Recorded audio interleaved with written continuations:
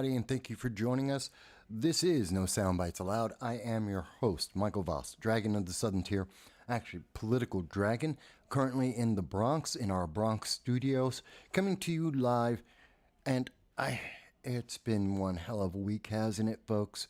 And I hope everyone is okay. I hope all of your loved ones are okay as we see the turmoil internationally just rising and rising.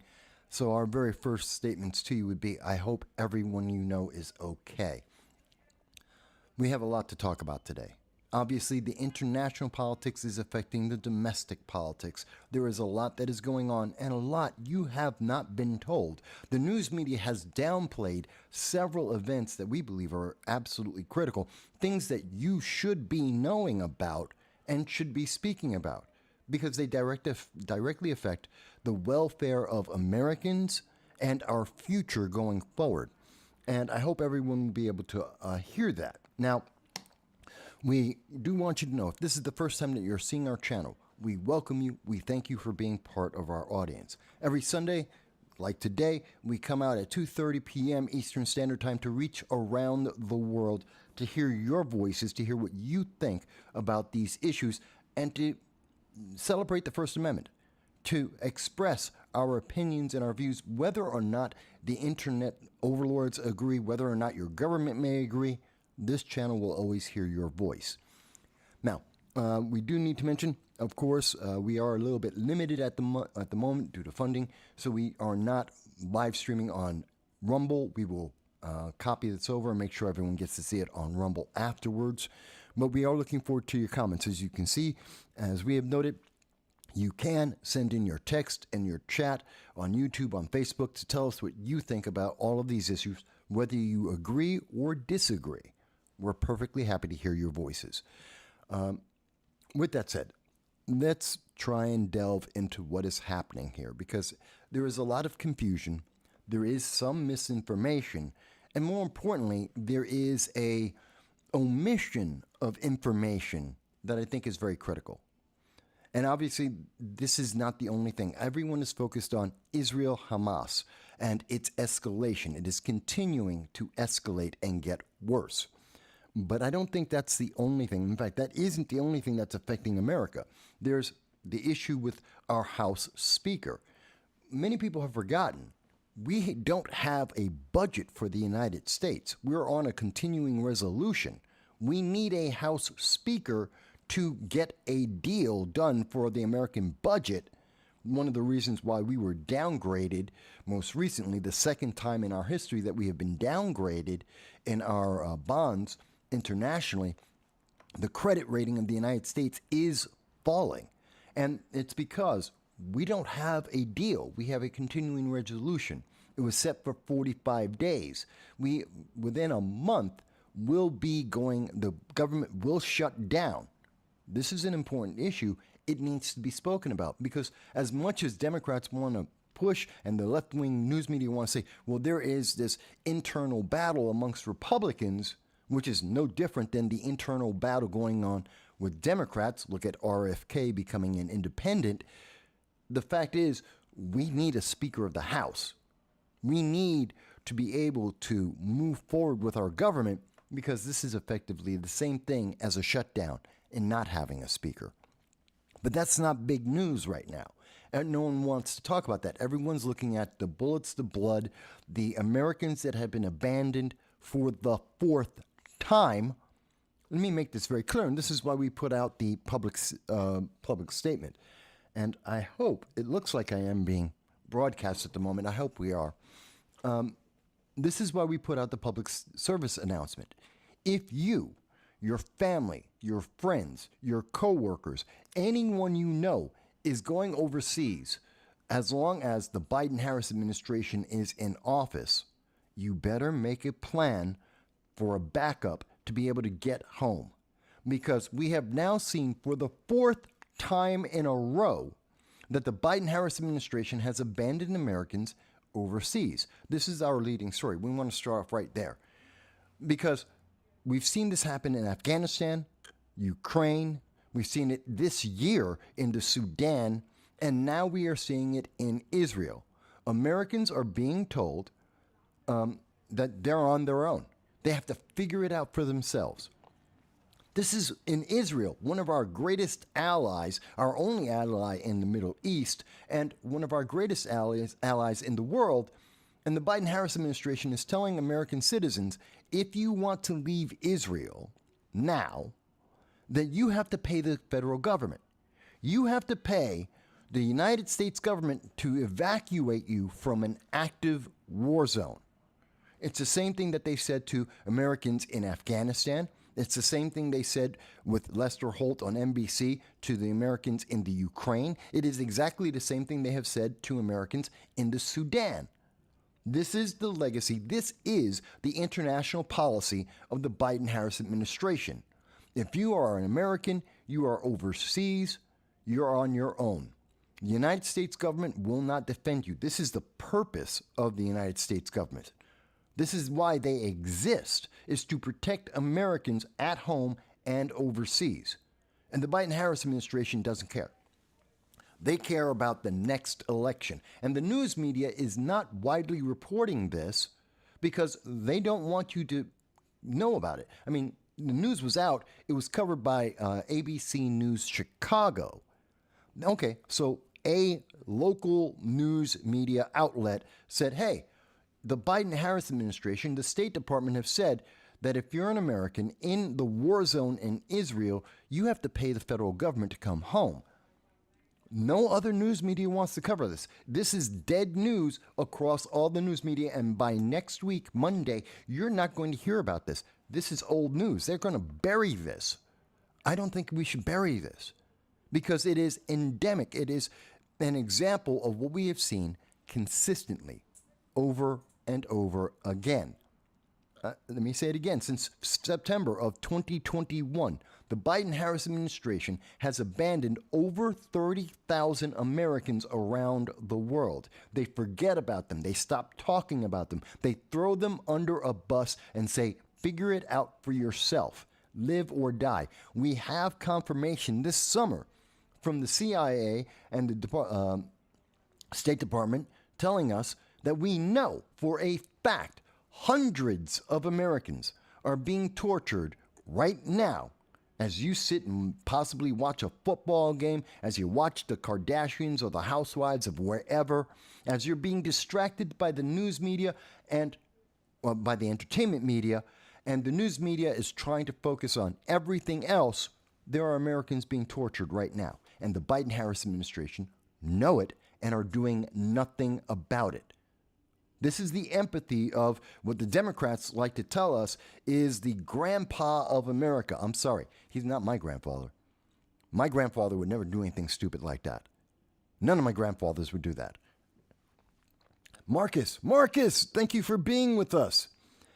Marcus mentions, yeah, it's BS. Pay for the U.S. to save you. Mike Bowie says, yes, they will fly you to Europe and then you find your way home. It's amazing. And not most Americans, I know my audience is more aware than most people about the issues that are going on. Very often you know details as much as I do or better. And absolutely most members of Congress have no idea what's going on in our government. Where is the outrage coming from? Not just Republicans, Democrats, progressives. I don't care who you are. I don't care what your political affiliation is. Where is the outrage saying that this is unacceptable? Because what we have said around the world and to every single American is, if you go overseas, you are rolling the dice with your life. That the American government has no interest in making sure that you get home safe at all.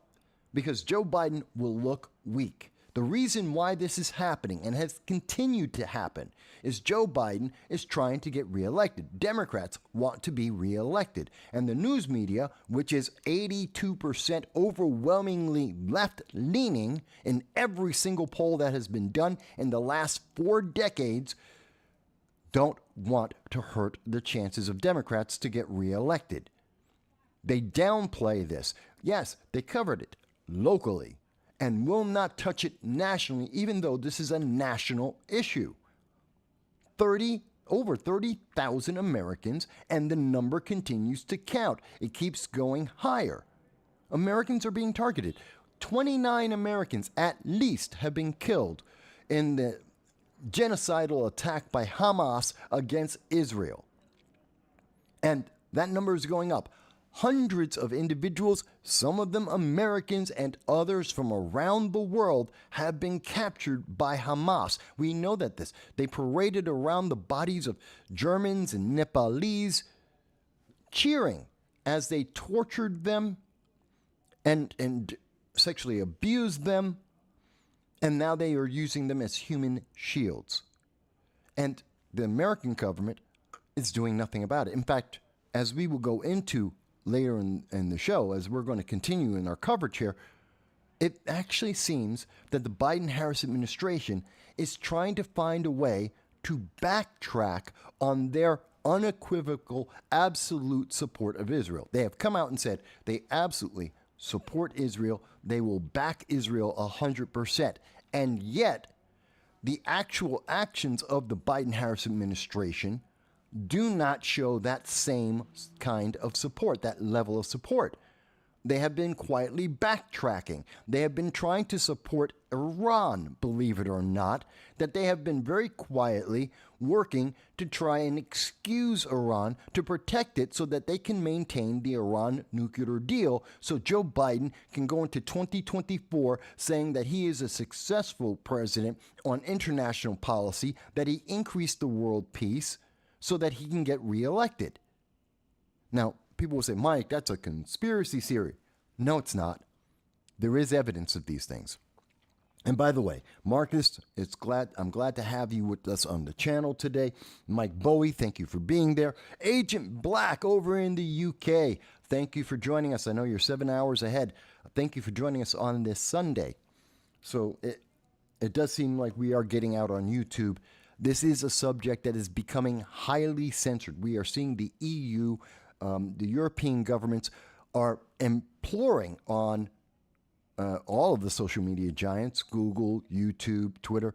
We have seen Facebook. They have all come out and they have said, as of today, that they are starting to censor all of the information coming from Hamas about the Hamas-Israel war and foreign politics in general. They have all come out that they are worried about misinformation, and therefore they are going to censor and suppress everyone talking about this if they are not an approved voice, if they don't have an approved message.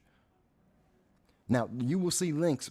My system is acting up, so we will only be able to show you the links after the show. At the end of the show, links for everything that we are talking about will be available, so you can read it over for yourself and come to your own conclusion. We're just going to make sure you are aware that the information exists, and so you can then look into it. I think that's critical because lives are at stake here. People are being endangered. Let me say, I've said it many times now.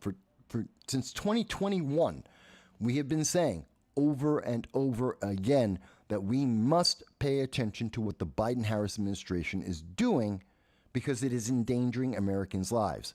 They are destabilizing the world, and Americans are more and more becoming targets. That's why they are being held hostage by Hamas right now. That's why we are seeing that Americans are being tortured in Afghanistan right now, that Americans in Ukraine, we don't even know what's happening to them. They stopped talking about that back in 2022. You don't even know.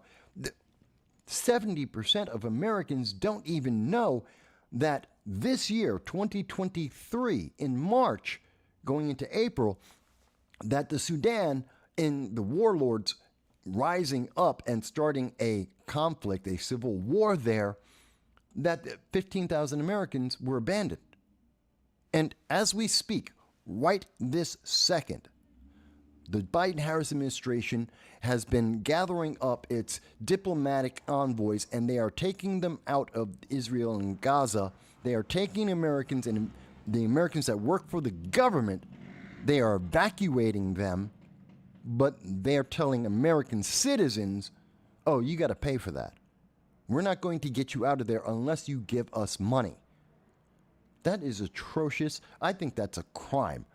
Maybe not a war crime, but I do believe it violates the Constitution. It violates the oath of the presidency and the purpose of government. If anyone disagrees with me, please let me know. Tell me how I am wrong about this, because I don't think I am. The purpose of government is to protect its people at home and abroad. That's for every nation everywhere in the world. But we're seeing the Biden-Harris administration isn't doing that. And this is just the latest example. And we have said many times, there is no reason to believe that in 2024, up until the moment that Biden-Harris is gone, there is no guarantee and no reason to believe that this won't happen even more. Because every nation in the world is paying attention. They are noticing what is happening here. And they are seeing Joe Biden is more concerned about how he looks, the appearances of his political policies, rather than the people. He's more concerned about re-election than he is about his own citizens in war zones and being tortured. Agent Black says, I condemn Hamas. We have already condemned them on this channel. We will continue to condemn Hamas. They are a terrorist organization. They are committing genocide. They are evil and vile, and there is no justification for Hamas or what they have done. None. Agent Black goes on to say, my question is, why were the IDF forces told to leave the area? Border crossings wide open. Zero IDF response. 6 hours to get to the rave in the most secure advanced borders anywhere. They constantly train for these scenarios. Well, I can't answer everything for Israel. That's a different government. It's in a different part of the world. You raise good questions. But I believe that the answer would be, how do prisoners get out of jail? How do people break out of prisons and jail cells? How do people escape? Well, the answer is their only thing they're trying to do, they've been observing. Hamas, with the help of Iran, with the help of Hezbollah, have been continuously observing and recording and tracking the defenses of Israel. And they have been making sure that they know exactly everything that happens. And they took advantage of the lapse of attention, the lapse of the security. Because every security, there's nothing that's perfectly secure. Everything can be broken into or out of if you take enough time and planning. That's just a fact. And so this is the result of that. You can never be 100% secure. You can never be totally prepared. Now, there is a big difference between what we're seeing, and many Americans and many people around the world think of it like the walls that we see in 127 countries around the world, unlike what we see here in the United States, where Joe Biden and his administration literally welded the gates open so that people could enter the United States illegally. So we have a very different view. We have a very porous border. The European Union has a very porous border. So we don't look at that. We look at Israel and we think, well, they don't have a porous border. They have a closed border. So therefore, no one can get in. That's not how it works. There's always a way in. And there are always failures in security. You can only be so secure, and then everything fails, especially when someone has spent all their time, all their effort, and millions, if not billions of dollars of humanitarian aid on the purpose of doing one thing, to kill civilians, which is what Hamas has done. All the humanitarian aid. The United States government, progressives love to say, well, we're giving the money to the people of Palestine. No, we are not. We never do that. No country gives money to the people of a country. They give it to the government. That's a fact. When the United States is spending $2.6 billion in trying to convince the world to become California, even as Californians are abandoning California, that money isn't going to the people. It goes to the governments. When we gave the money to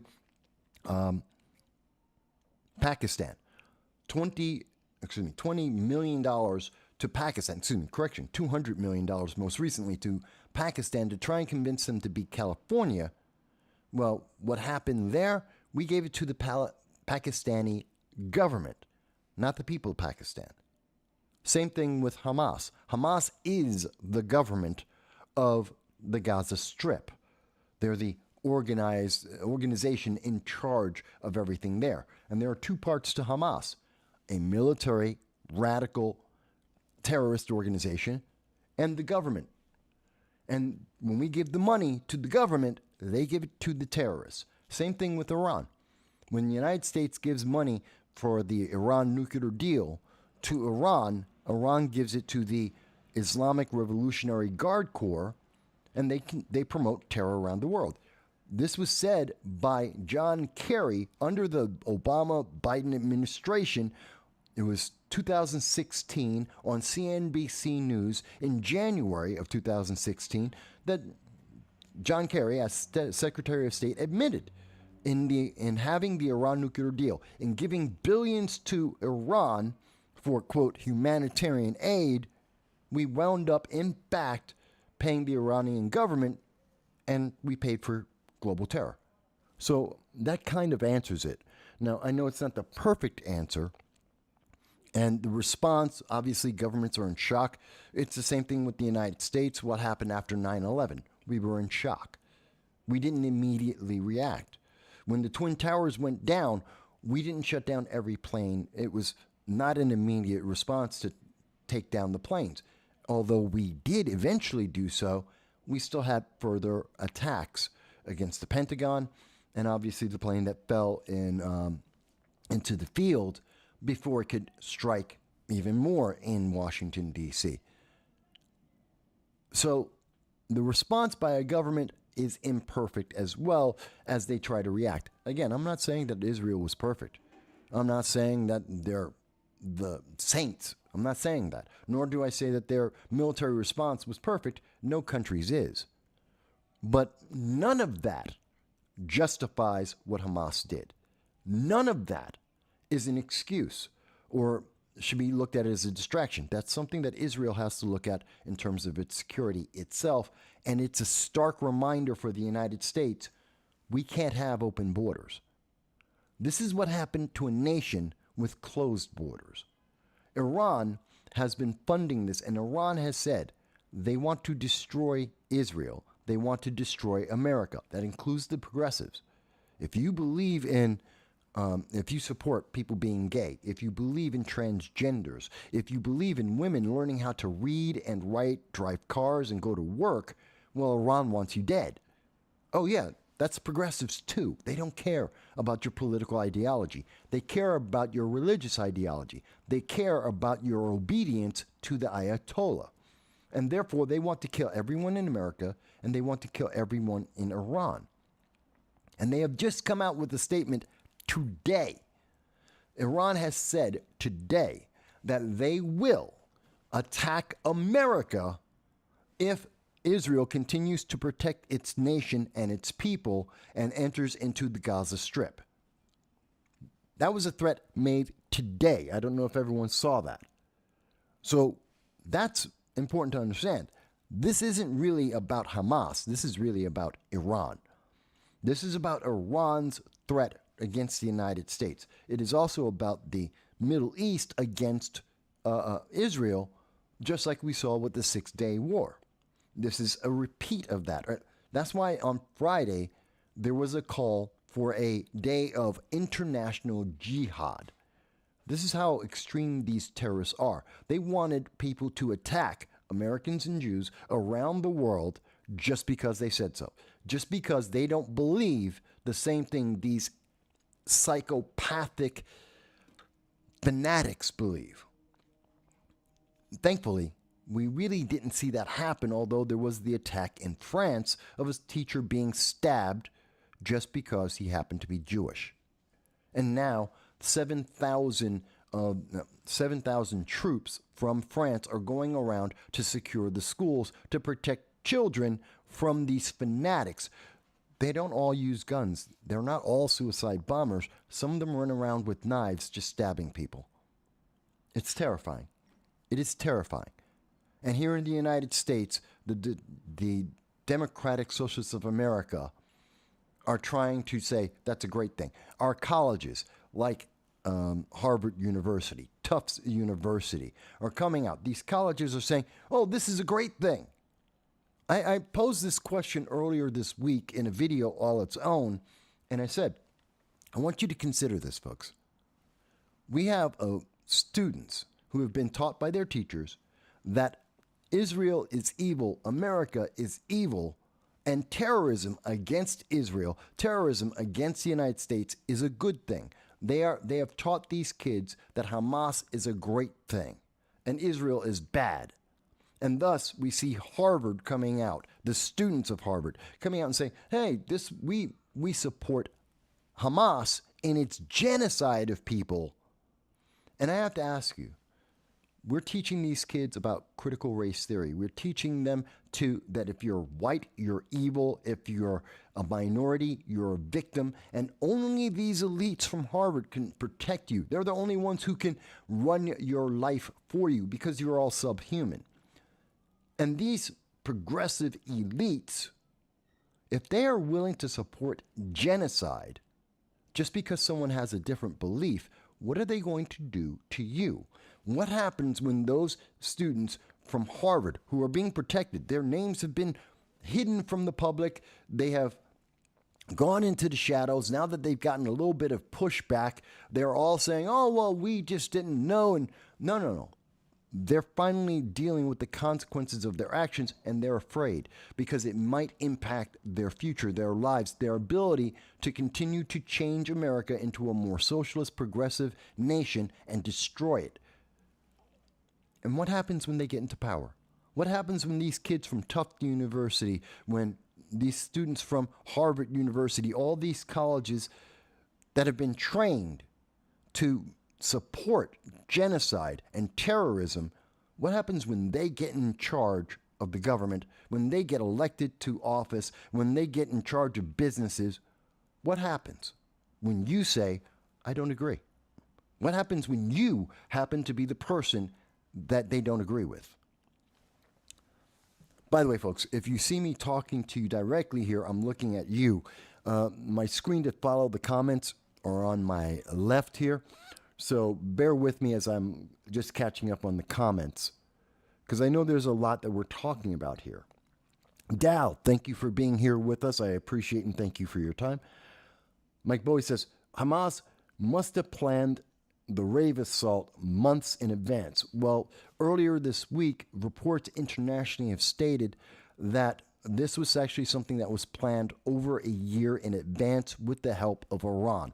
Iran's Islamic Revolutionary Guard Corps, the IRGC, have been working in conjunction with the Hamas terrorists to commit this very act. Now, currently, the Biden-Harris administration are backtracking on that.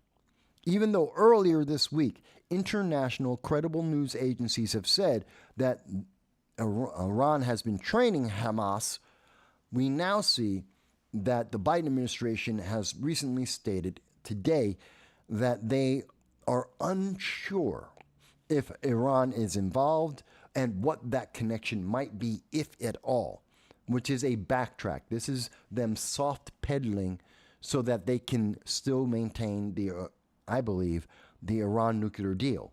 That they are giving an out for Iran, even as Iran is saying, well, if Israel goes into Hamas to try and bring peace and order, to try and punish Hamas, well, if they do that, then Iran is going to attack America. And America is saying, Iran, they're not such bad guys. This is coming out of the Biden-Harris administration. This is coming from the CIA. Let me go on with some of the other comments. Agent Black says, the Israeli government knew of the attack prior and gave a stand-down order. I don't know that's true. I know many people are saying that, much like they've said about 9/11, that America knew that it was coming. We've heard people say that about World War II.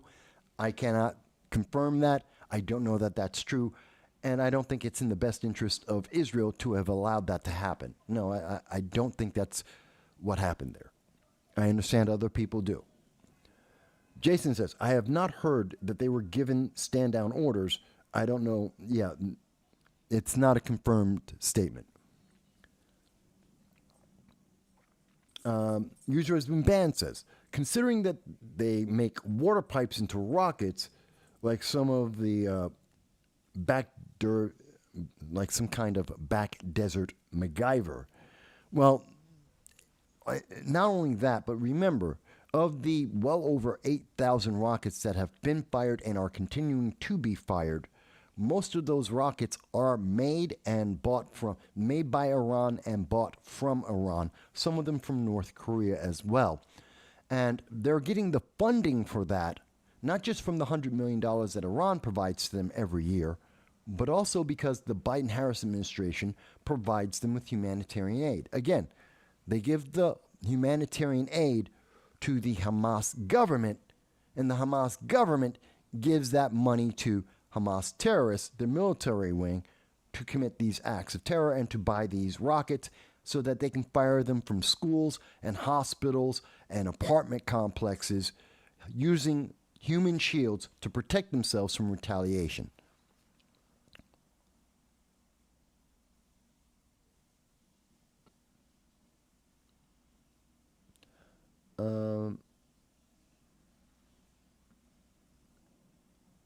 User has been banned goes on to say progressives are very hateful people, so much so they hate themselves. Well, yes, that's true. I agree with you.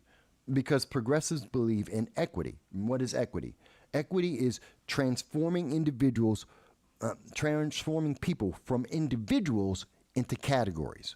Categories based on sometimes immutable characteristics, sometimes immutable characteristics. The color of your skin, your sexual preference, your gender, your political ideology. They break everyone down. And within those groups, then they further break it down. Are you fat? Are you skinny? Are you tall? Are you short? They continuously always break down every single group into smaller and smaller check boxes to dehumanize you and to better control you, because they then pit each and every one of those different equity groups against each other for which one is the biggest victim at the moment, so that one will get the biggest help of government in their ideal world, and everyone else suffers. We see this constantly.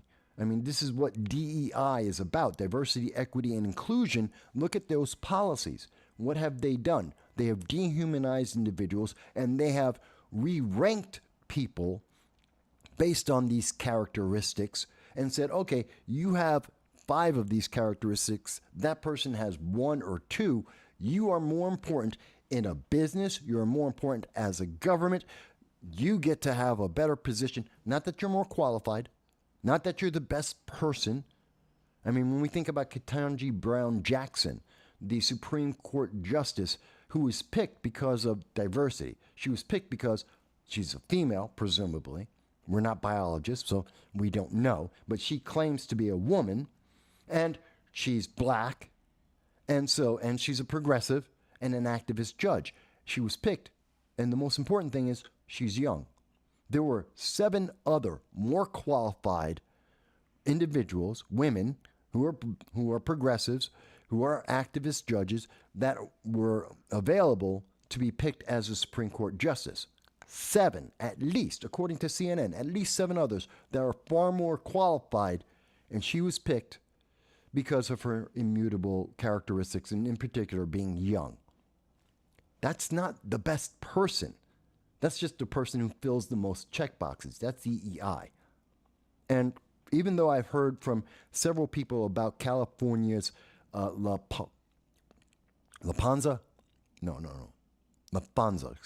LaFonza Butler, the newest senator for California, coming from where? Maryland.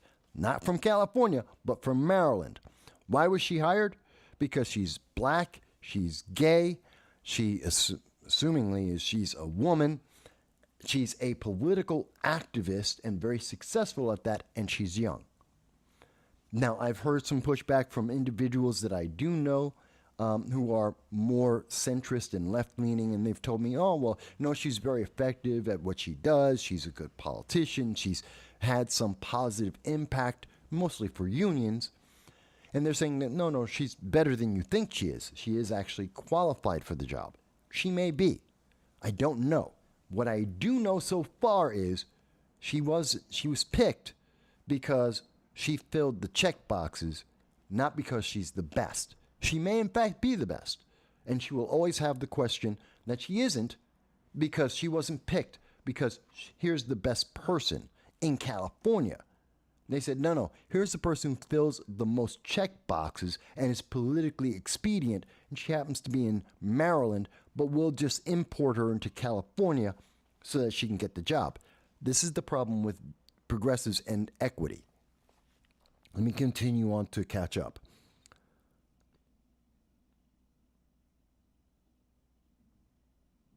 Agent Black has mentioned that he does have some experience with intelligence gathering. And again, I'm not questioning your credibility. I can only speak for what I am aware of, the sources that I have, and the international sources that are credible, that are able to respond. So I can't say that Israel did this on purpose. There is no evidence of that. That's all I can say at this moment. I'm not saying that people can't have their own opinion. I can't speak on it. I don't have evidence of that.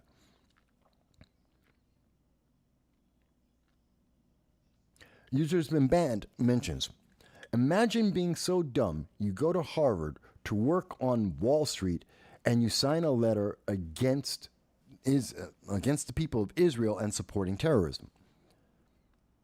See, now, that's the thing, and that's my point. The kids in Harvard, they want to go to Wall Street. They want to go and get elected to offices, local, state, and federal. They want to be in charge, and they're willing to support genocide. Think about that. These are the same people who support autonomous zones across America, something we've talked about for years now, for at least 3 years now. The autonomous zones that exist across America, like the defenders of the Atlanta forest, you may remember that from earlier this year. The individuals who went to destroyed Cop City, destroyed the facilities in Atlanta, training the police to be able to better do their job, to train firemen and EMS to better serve the people of Atlanta. And the defenders of the Atlanta forest didn't like that. They're progressives. Many of them from outside of Georgia. Forget about Atlanta. They're outside the state. Some of them from overseas. And they all gathered around so that they could attack the city of Atlanta, and then a week later to attack the facility to help the people of Atlanta. And they did that all because, oh, you don't think the same thing we think politically. That's terrorism. That's why Antifa is considered a terrorist organization, because they go around destroying the facilities, public facilities, attacking public citizens for the mere purpose of not agreeing with them. And these people are in Harvard. They're in all of the elite, quote unquote, elite top colleges across America. They're in the community colleges across America. And they're pushing this agenda. I've seen it in SUNY Broome, in Broome County, New York. Middle of nowhere for most people. Most people couldn't find Broome County if you had a map of New York. And yet, I was on the board. I was fighting against critical race theory in SUNY Broome College. In fact, I protested it twice. Many of their actions supporting and promoting critical race theory. So we're seeing this, it's not just at Harvard, it's in all of our colleges. It's to an extent in the high schools and in the lower education, even going down to when they're teaching kids in third grade, and the things they're teaching those kids in third grade. They chop off their genitals, that authority is bad, that if you're white, you're evil, minorities are victims. They're teaching this to our children from elementary school all the way up. This is terrifying. So, let me backtrack here for a minute, because we're covering a lot of things in the conversation, and we should. But we need, and the problem is people get distracted.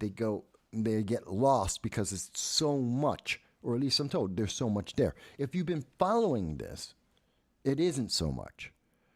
But let me slow it down so that we're all together on this, so that people who have not seen this, who have not heard about this, are more aware. The fact is that the Biden-Harris administration has, from day one, been weakening America's influence and ability internationally, which culminated in us in the retreat from Afghanistan, which allowed the Taliban to become an armed government of terrorism. Those weapons have now filtered into the U.S. weapons and equipment that we abandoned because Joe Biden wanted to run away. Well, that has found its way into Africa and many of the conflicts there. It has found their way around the Middle East. That is a fact. It's not a question. It's not a debate. It's a fact. We know this. It has been confirmed by international agencies around the world for years. That weakness was a signal to Russia, China, North Korea, and Iran, the major outlying nations that hate America and are more than happy to see anything and everything, do anything and everything to destroy America and our allies. And they have been working together not because they have a unifying ideology, but they're unified in their enemy. They hate America. They don't like each other, but they hate America more. And they have a vested interest in destroying the United States and our allies, making us weak, destroying our people in every one of those countries.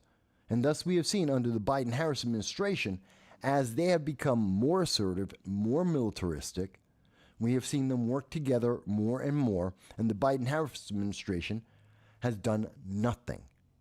I mean, hell, they're not even isolationist in his policies. He just abandons people. He just leaves people to deal with the aftermath of his bad foreign policy. And if anyone thinks that I am wrong about this, anyone who says, well, Mike, no, you just don't understand. Fantastic. What is the Biden-Harris foreign policy? Can you sum it up in a sentence? Can you sum it up in a paragraph? Can you describe it at all? Because I can't. And I've been following this for 20 years. I've been following international politics.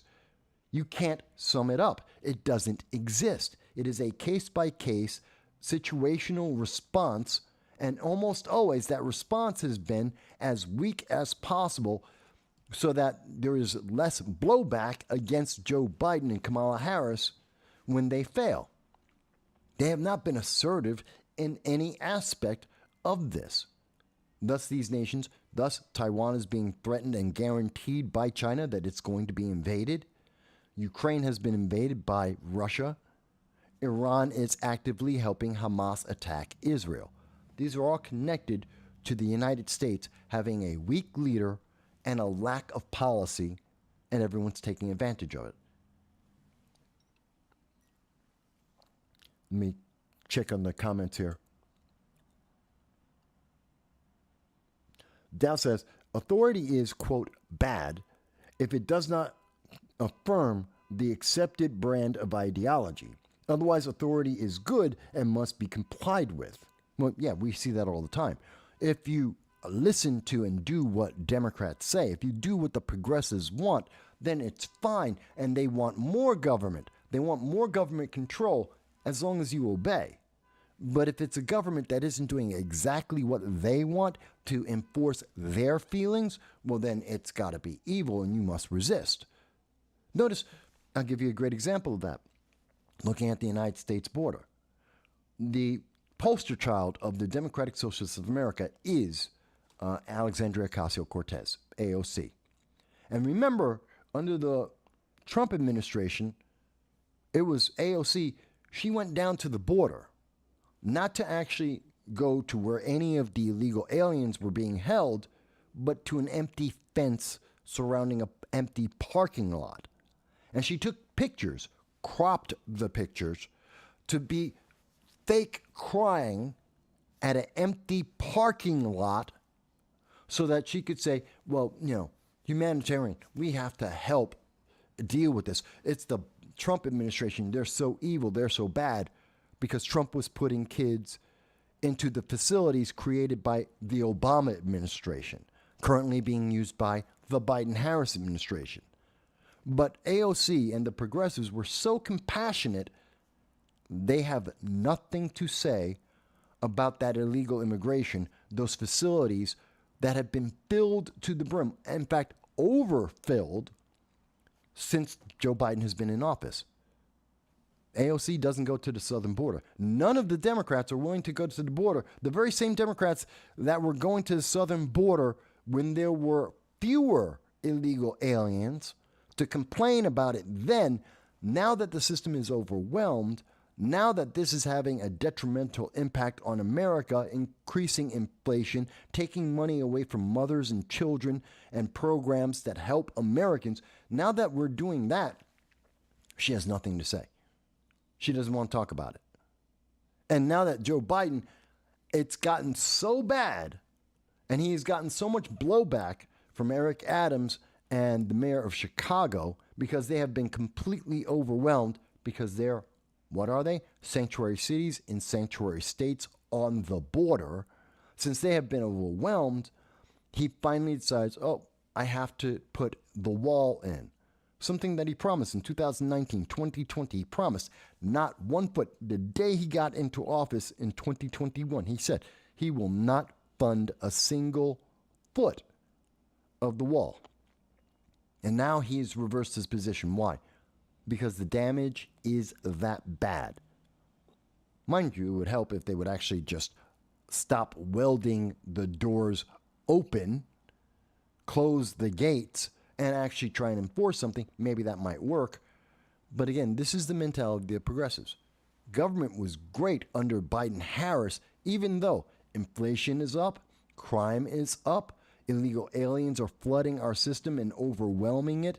Everywhere that they have been, they are not being productive. Remember the saying, illegal aliens, we need them because they are a benefit. They add money to the United States. They help keep inflation down. That was the story you were being told under the Trump administration. They stopped saying that under the Biden administration because we have the actual factual data. Look at New York City. Look at Chicago. Okay? Look at either one of them. Do you see anyone talking about a surplus of money? No. They're talking about billions of dollars that they are in debt for to take care of those illegal aliens. They're not a benefit. But the story changes depending on what they want you to see. So, I'm going to catch up to the comments in a second, folks. And I see there's a lot of comments. So, in weakening and not having a foreign policy, and weakening America's position around the world, and allowing American citizens to be put into harm's way, we have seen terrorist organizations and rogue nations rise up, militarization rise up around the world, and the world has become destabilized to the point that now there should be a public statement, and we issued ourselves at the start of this show, that if you are going overseas for any reason while the Biden-Harris administration are in power, you better have your own backup plan on how to get out of whatever country you go to, because there is no country that is safe. There is no country that the Biden-Harris administration will bother to help you. Israel is our ally. They're our friend. They're our only ally in the Middle East. And Joe Biden won't help you get out of there. The Biden-Harris administration doesn't care. They want to charge you money to help you get out of that war zone. That's just evil. That's evil, folks. Let's call it what it is. That's evil. Okay. Dow says the actual policy of the Biden-Harris administration is abandonment. We've abandoned our allies. We've abandoned our people. You make a good case there, Dow. I agree with you. Users been banned says, the thing is, they don't see, I believe you mean progressives, they don't see people as people. a family. They see them as pawns or numbers on our chart. Well, progressives progressives see everything through diversity, equity, inclusion. They see you through the equity as your characteristics. What checkbox are you? You're not a man. You're not so much a man or a woman. Yes, you can be male or female, but that's just one checkbox. You're not a human being. You're whatever skin color that you have. You're whatever gender that you're assuming at the moment. You're whatever sexual preference. You're your political ideology. You're a dozen different categories. None of that is human. You're just a bunch of checkboxes to the progressives. And they keep telling you this to your face. They keep telling you this as they push through more and more of their ideology onto our children. You're just checkboxes. You're not human beings. And therefore, since you are subhuman, you must submit to their will, or else. Otherwise, then you're the bad person and you have to be fought against. Dow says the Constitution was meant to be different as it placed limitations and compliance on the government, not the people. Well, yes. And when we use the Constitution, when we live by the Constitution, the world is in a stronger, better place. The further we get from the Constitution, the less people, the people of America, are involved in our government, the worse it becomes. This is one of the reasons why we strive and we tell people around the world that are watching this program, this is an international program. Not just because we have people in the UK, but I know we have an audience in Sweden, in Turkey, in India, Canada, Australia, New Zealand, all across the world. We have an audience, and we tell everyone there, you have to be involved in your government. Because if you just hold your head down, if you just comply and obey silently, then it will always get worse. The corruption, which is in every government, will take greater hold and become more prevalent. You're basically not helping anything. You may think, well, I'll just protect myself. You're really not. Yes, short term, you may not be the target of the abuse that comes from online or social media or the progressives at one of their protests or at their jobs. Yeah, you may avoid that criticism, that being ostracized. You may avoid being suppressed that second. But long term, it's only going to get worse. You're only going to be more oppressed because you've given them more room to do that to you. That's what we believe on this channel.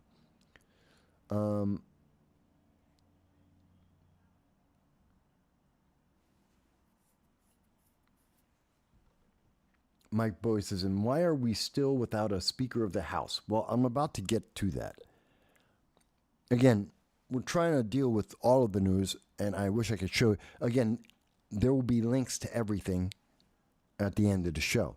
Jan says, what pisses me off is that our government wants to bring as many Palestinian refugees they make to the U.S. as they can.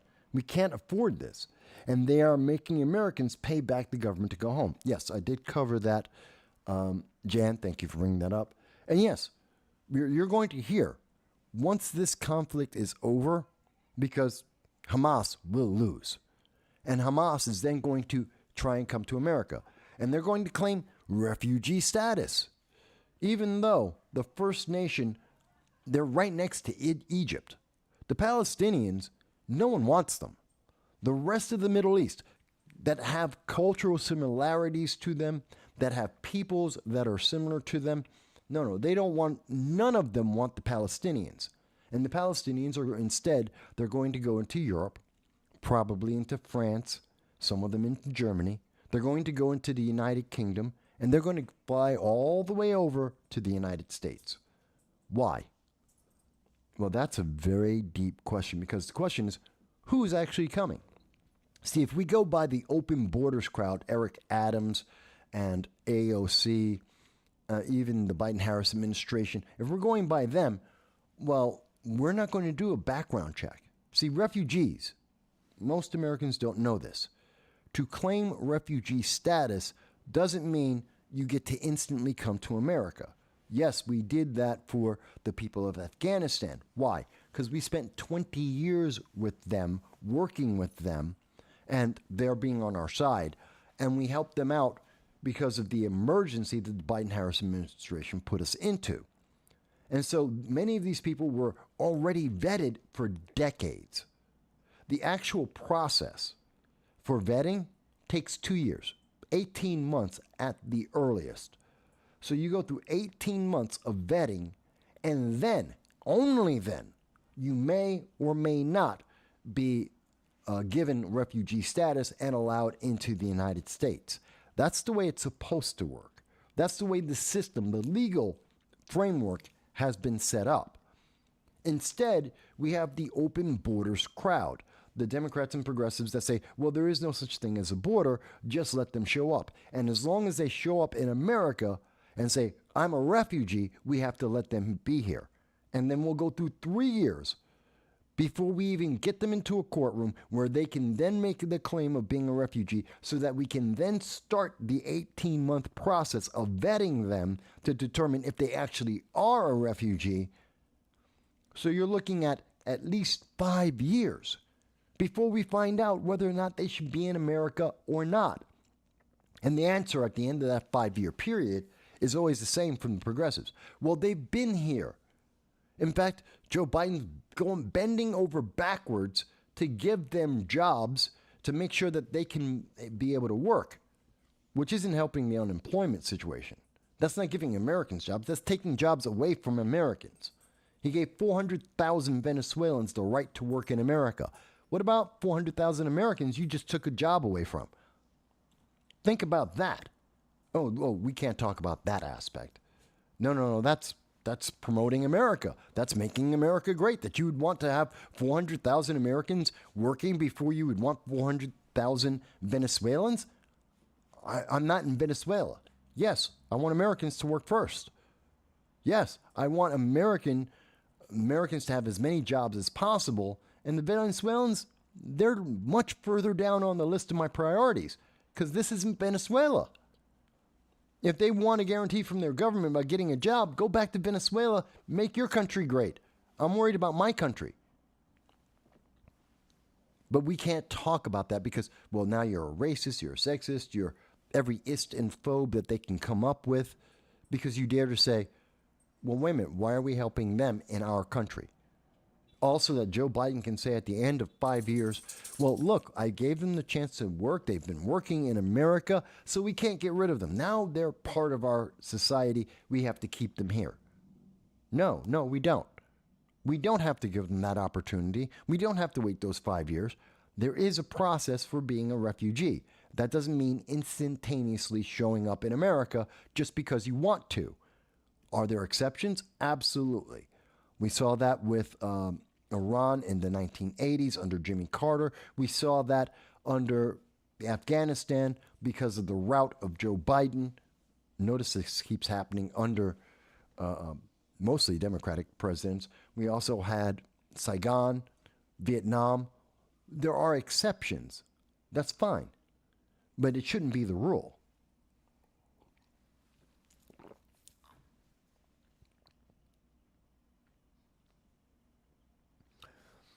User has been banned.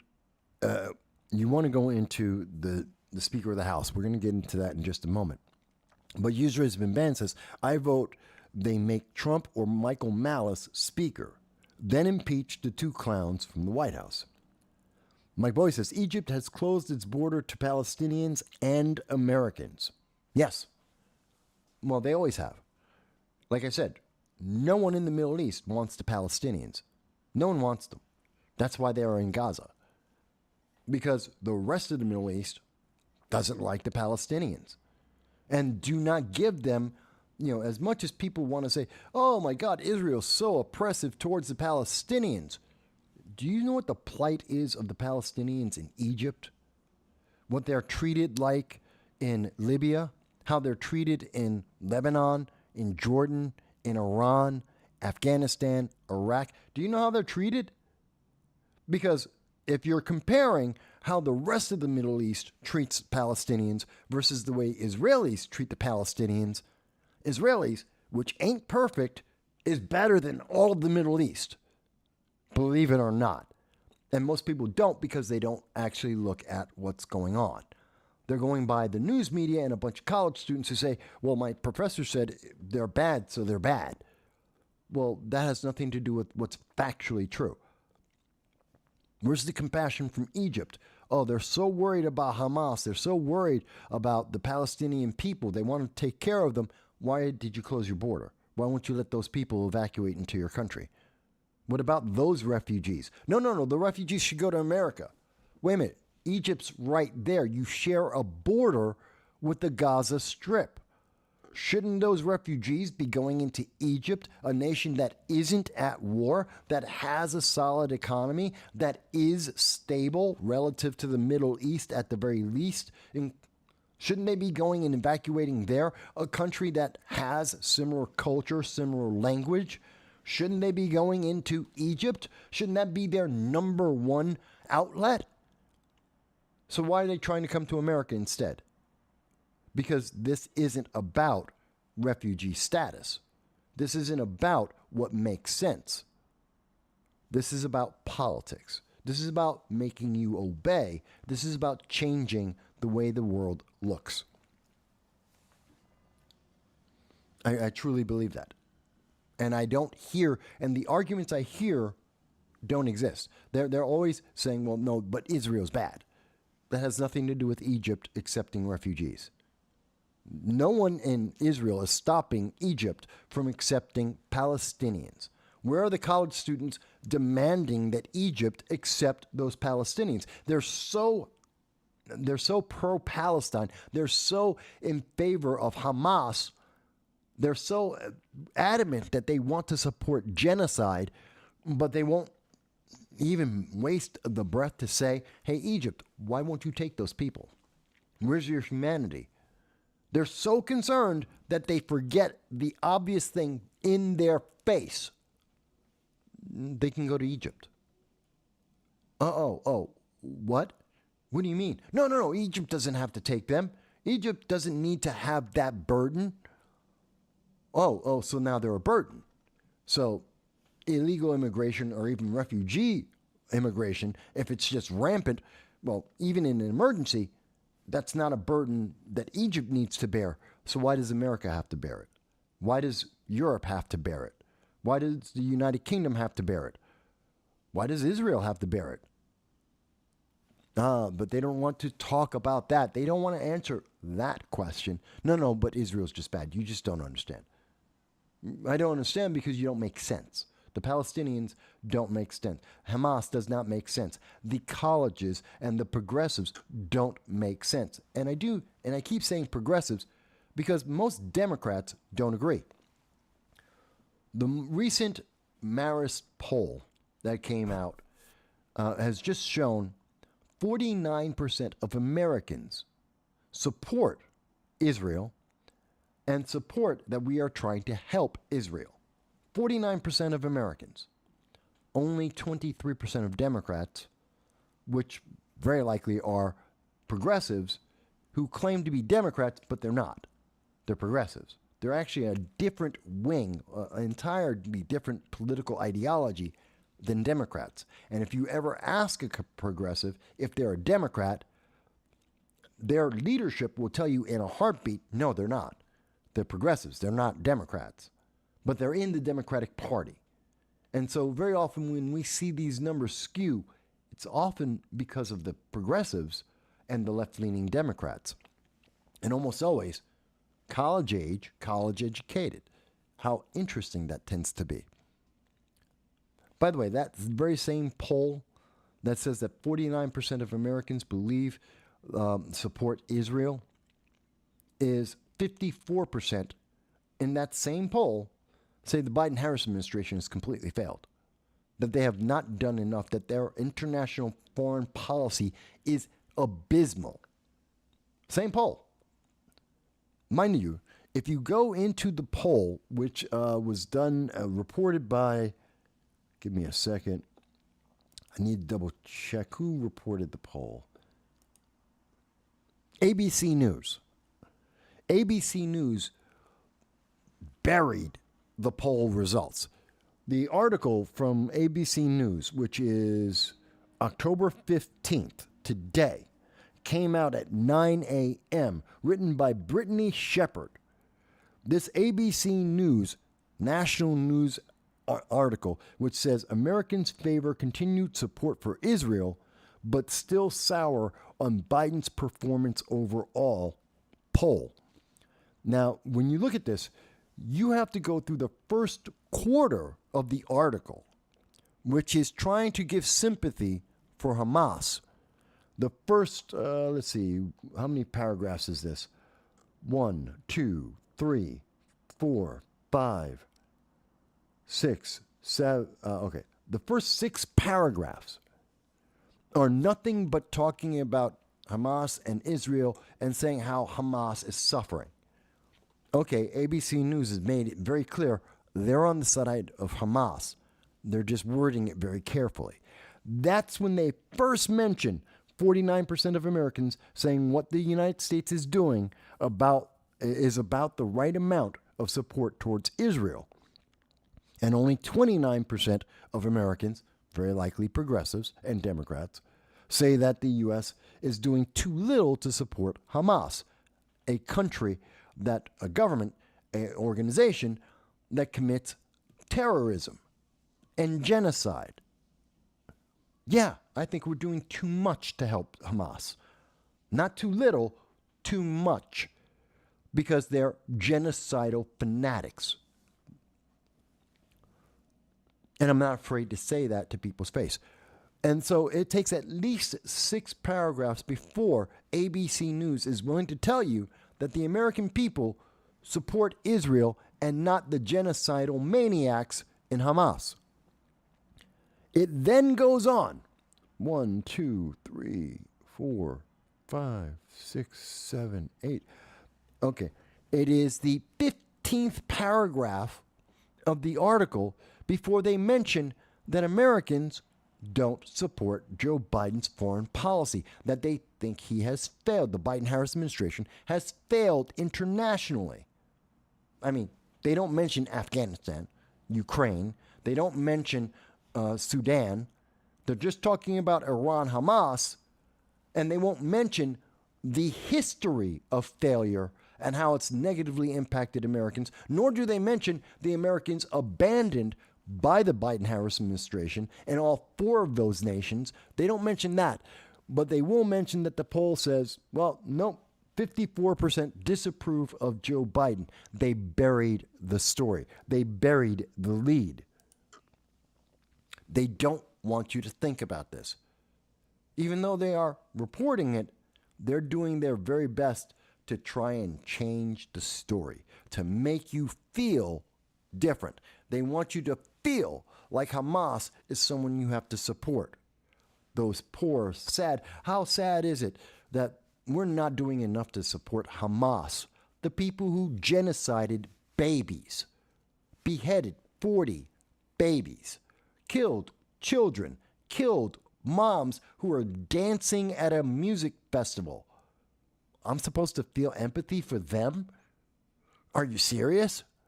Why would you even ask that in a poll? Why would I ever feel sympathy for people who did that? For an organization that did that? That says, and they buried the statement. Do this. Everyone who's watching this, do this for yourself. Type in Hamas public statement October 7th, 2023. And then look on Google, look on social media, and try and find Hamas made a public statement justifying in their minds why they attacked civilians and children and beheaded children. You can't find the statement from Hamas that guaranteed genocide, that says that they are going to continue to commit genocide until all of Israel is gone and all of America is gone. You can't find that statement. It exists. It was done. It is public. Governments reacted to it, but you can't find it. They buried the story. Same thing they're doing here. They're burying the story because they want you to have a certain reaction. And that's why they keep talking about Hamas, the Palestinian civilians, rather than the government of Hamas that has enacted a war.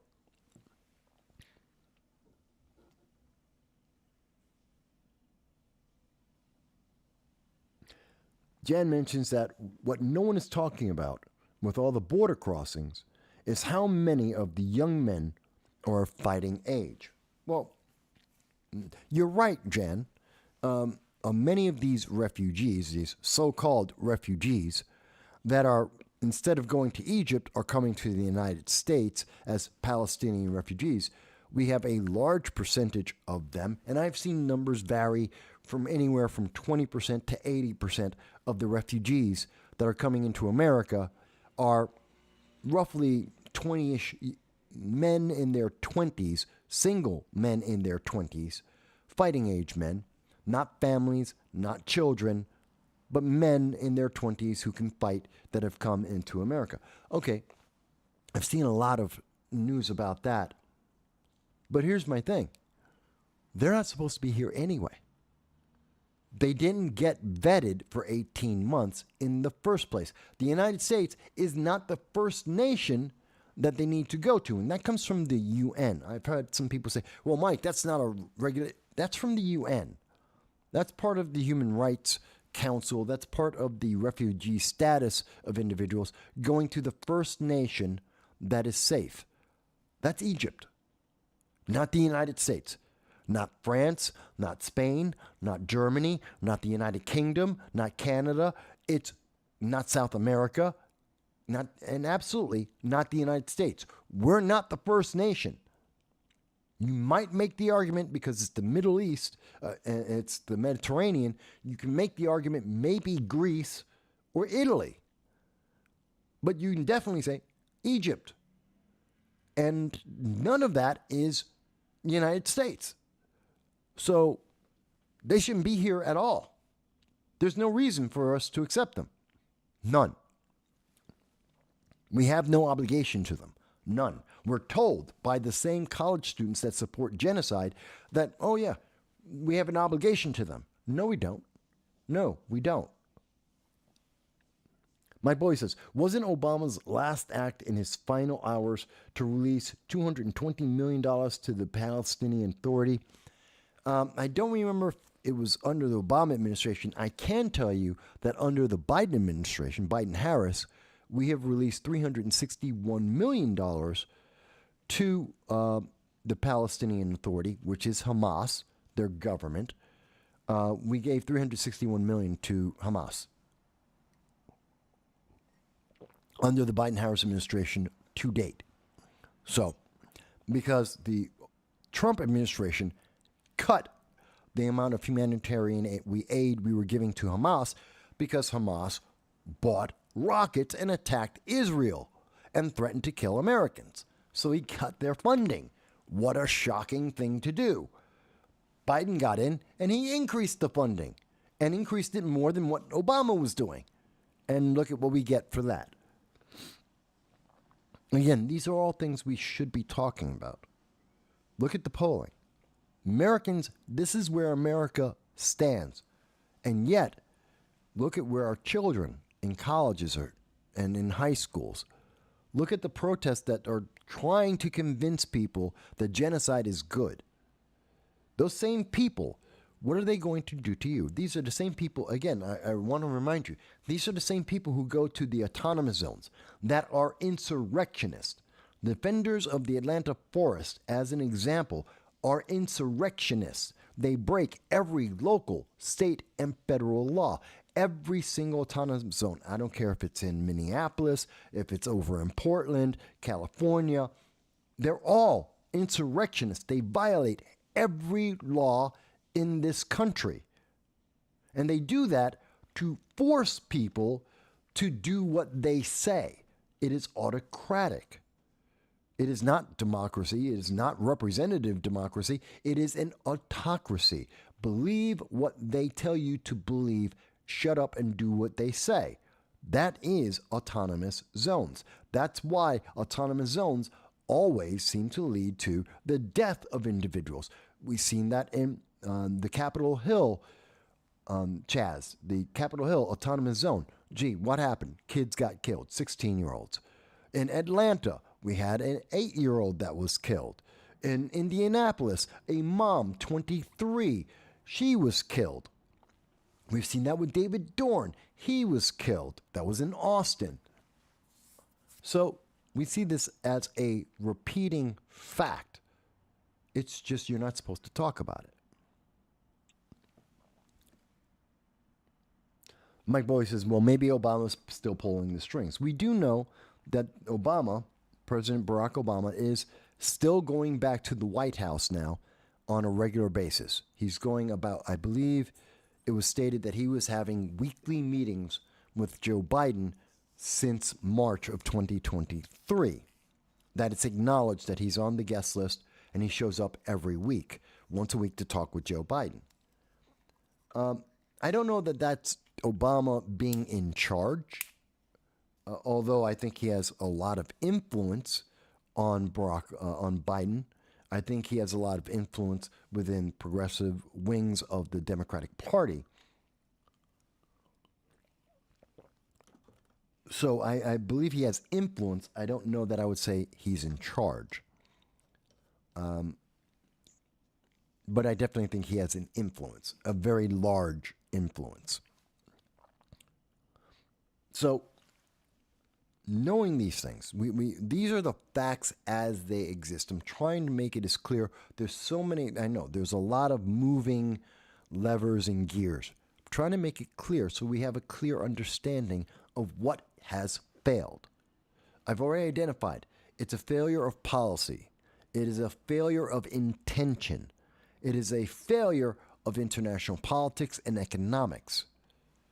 It is a failure of living up to the law as it exists and making excuses so constant that it's as if the law doesn't exist.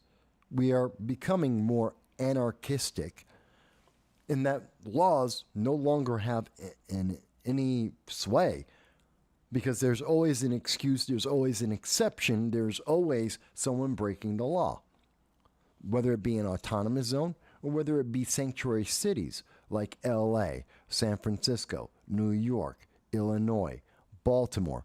Gee, what do these cities have in common? They're losing money, high crime, high drugs, large numbers of illegal aliens, and they're all breaking the law. Oh, and I forgot, they're all run for the last half century at least by Democrats. Is that correlation? Yes. Is there something to that correlation that seems to be a consequence? Seems so. Seems so. But all of this is one of the reasons why we need to work out who's going to be the Speaker of the United States, the Speaker of the House, excuse me. We need to resolve this as quickly as possible. This is critical. One of the key reasons how we can help Israel, how we can suppress Hamas and global terrorism, how we can respond to Iran, who have threatened to come and kill Americans because Hamas is a terrorist organization. And because Hamas is getting retribution, they are getting the consequences of their actions because they are being fought against. Well, Iran wants to attack America directly. By the way, that brings up refugees who have been unvetted. How do you know that you don't have the Islamic Revolutionary Guard Corps who have been in the Gaza Strip training Hamas? How do we know that they're not part of the people who are saying, oh, I'm a refugee, let me into America? Because Iran wants to attack America. And if you're not vetting those refugees and you're just letting them in for 3 years before anyone looks at them, how do you know you're safe? That's separate of having the southern border that's wide open, that people are just walking through welded open gates. How do you know? It's a very serious question. But we need a Speaker of the House. Not only because we are limited in the way that we can respond to what's happening to Israel Hamas, not only because we need to get Americans back from Afghanistan, 5,000 Americans in Afghanistan, we need to get them returned home, and to save those who are being tortured by ISIS and Al Qaeda right this second, hundreds, that we need to get Americans back from Ukraine, we need to get Americans back from Sudan, we need to get Americans back out of Israel. We need a Speaker of the House to appropriate the funds to confirm and allow the military to fly the C-130s, to get our people, to bring them back home. And we need a Speaker of the House, something, again, I mentioned it earlier, let's bring this back up. We are running out of money. Our government is going to shut down. In all of the bluster and all of the attention and focus being put on simply Hamas, which much of it deserves to be on them, we have forgotten that without a Speaker of the House, we're going to run out of money. We have a continuing resolution. The last thing McCarthy did was put in place a 45-day continuing resolution to keep the government running. That's not a budget. We need a budget. We need an agreement. And we need to do that quickly. We have about 30 days left before the United States government shuts down. Do you really want the government to shut down at the same time that Iran is threatening to kill Americans in America because of what's happening with Hamas? Because Hamas is a genocidal group of fanatics. Do you really want the government to shut down? Which affects our military, our ability to protect our borders, as little as we're doing that, to be able to help feed people across America? Do we really want to shut down America at the same time we are being threatened externally by a credible threat? We need a speaker. We need a speaker quick. Dow says, we don't just need any speaker. We need a charismatic leader that will speak for the people and be effective, not just do the same kick the can down the road as usual. Well, let me be very clear. Whenever I'm talking about political leaders, I want to be clear. I'm always assuming and promoting an effective, efficient leader. I want someone who is effective and efficient in every political office. I don't care who they are. I don't care about your gender. I don't care what color of your skin you are. I don't care who you sleep with at night as long as they're over 18. As long as they're a grown, consenting adult. I don't care who you sleep with. I don't care what... I don't care about any of that. I don't care about your religion. I care less about all of those things. If you're an elected official, are you the most effective, efficient, best person for the job? If you aren't, get out. Get someone else in. So in terms of the speaker, I agree with you, Dal. I want someone who's effective and efficient. I think Jim Jordan is the best choice, partially because he is despised. He is not establishment. Establishment politicians, which are both Democrats and Republicans, the establishment kick the can down the road. They don't actually do anything. They say, oh, we're going to do something. And they do nothing that is effective or efficient. They do nothing that actually makes a change. They just push everything down the road. They just, as an example with McCarthy, what about our debt ceiling? We just increased it. Mind you, McCarthy isn't the only one who's done that. Democrats and Republicans alike have been continuously just increasing the debt ceiling. I have a problem with that. I don't care if it's Democrats or Republicans doing it, because that creates more inflation. The poor get poorer more quickly because we keep raising the debt ceiling. We're printing and spending money that we don't have. It's basic economics. And we know that we're in the middle of an increase of 7.5% inflation on top of all the other problems we have going on. So we need an efficient, effective leader. McCarthy didn't do that. Thus, we need someone who can do that. And I think Jim Jordan can, because he is very focused. He is someone who is, whether you like him or not, I don't care. Because politics, it shouldn't be about who you like. It's about who's effective. Jim Jordan is effective at addressing the issues affecting America. Jim Jordan is effective at having that conversation, and he has a slew of legislation that he wants to promote that would be able to get us closer to a better, stronger America.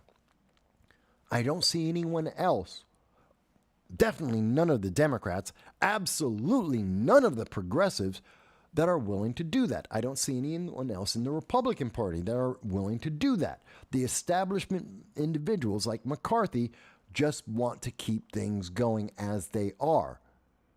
They don't want to actually fix anything. It's kind of like Democrats when it comes to gun control. They don't actually want to fix the problem. They just want to blame someone for the problem. It gets them money, it gets them reelected. And that's the problem with the establishment. The establishment never has a solution. They just have it continue.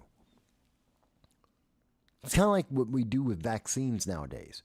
You don't cure. Last thing we actually cured was polio. We don't cure diseases anymore. You just live with them. Unless it's a jab. And in that case, well, we don't know what's going to happen to you. It's experimental. We still don't know what's going to happen to you in the next 3 years or the next 10 or the next 30. We don't know what the impact of the jab is. But generally, the vaccines we make nowadays, you live with it. We didn't cure AIDS, you live with AIDS. Because there's more money in living with the disease than curing the disease. And that's part of kicking it down the road. We're not fixing anything. We're just living with it. Newsreader has been banned says we need real leadership that is sane. Do they believe in American values would be the one thing I would care about? Mike Bowie says it feels designed to stall any response to fix things. Well, I don't know that that's the case. I don't know that no one knew that we would be in this scenario at this moment when McCarthy was being removed as Speaker. What was clear is he was just an establishment Republican kicking the can down the road, that he was not effective or efficient in what he was doing. And thus, he was called out for that, and the majority said, yeah, he's useless.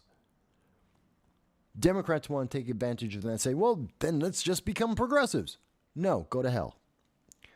But they have no leader that actually wants to improve and resolve anything efficiently, effectively, based on the Constitution and America's principles. I think you could have said Steve Scalise was closer to that, because even though Steve Scalise is a establishment Republican, but he skewed more towards a more constitutional, effective politician.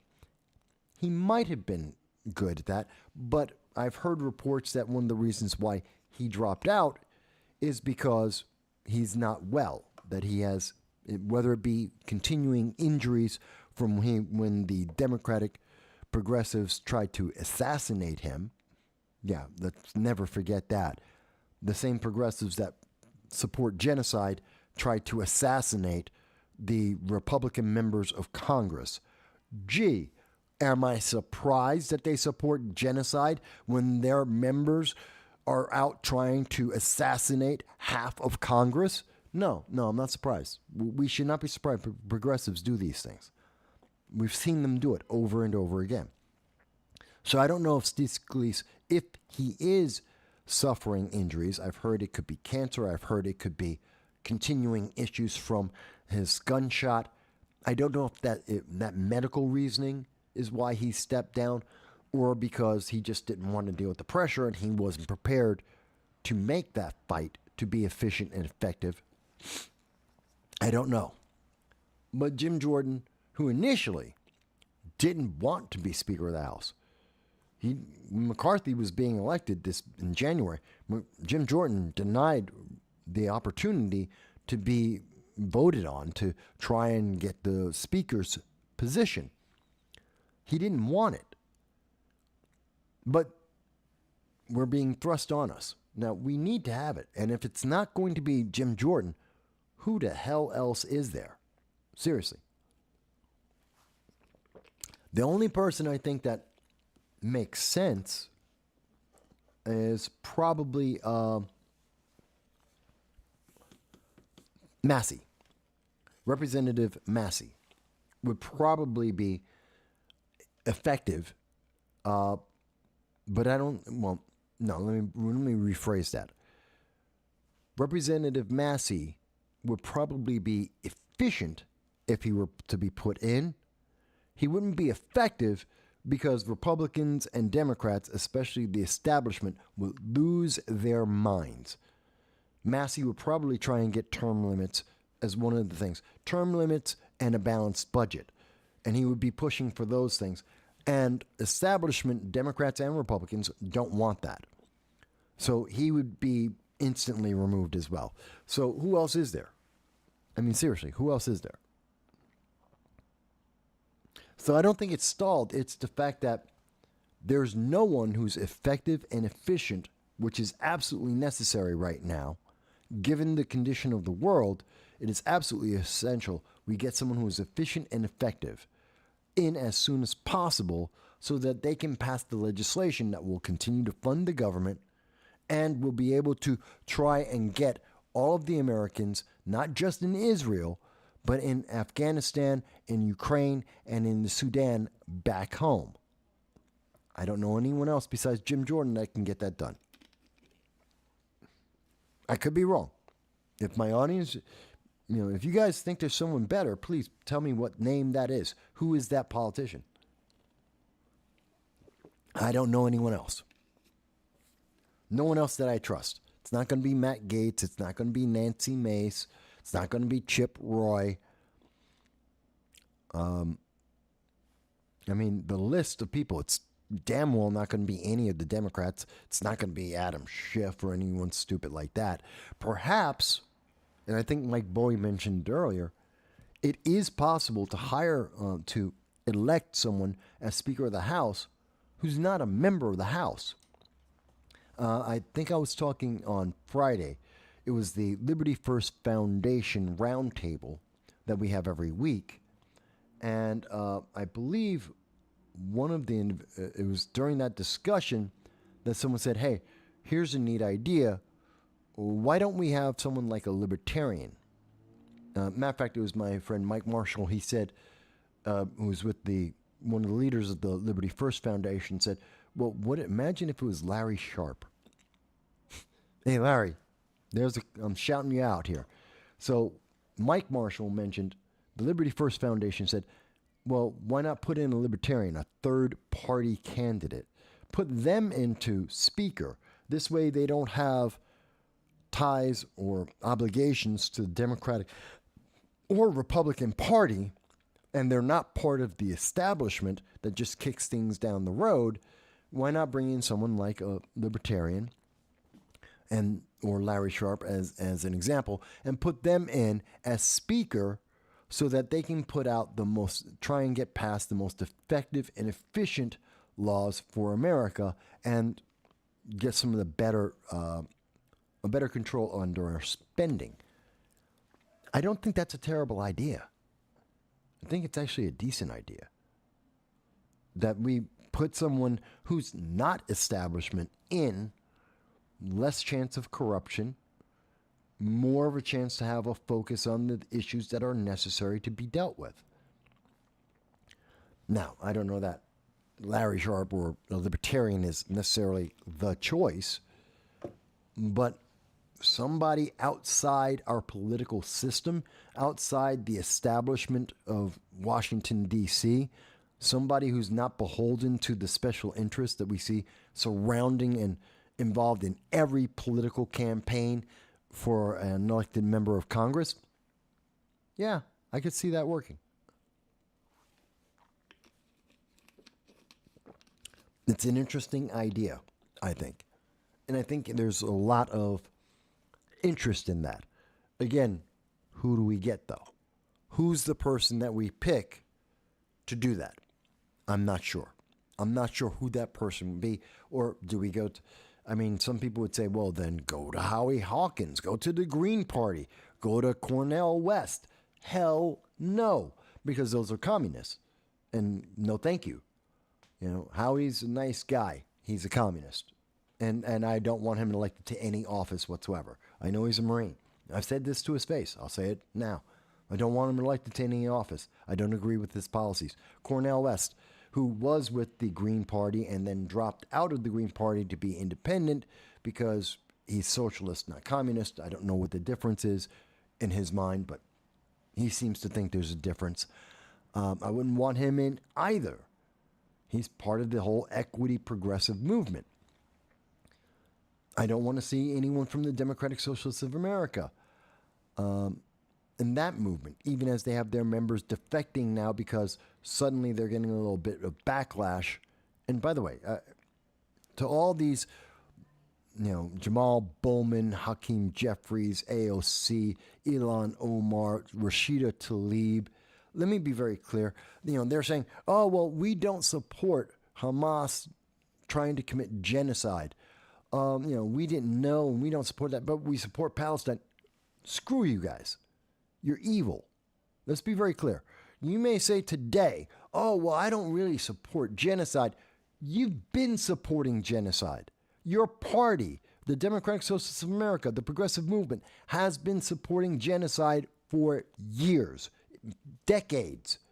This isn't new.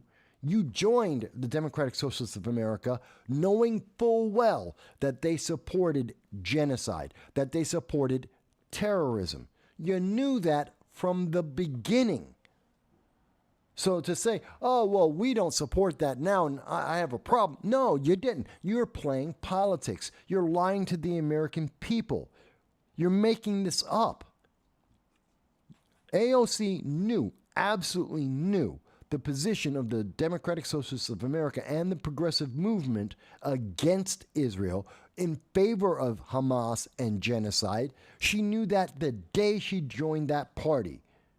It's only now that it's politically inconvenient that she's starting to say, oh, well, no, I don't really support all of that. Yes, you do. Yes, you do.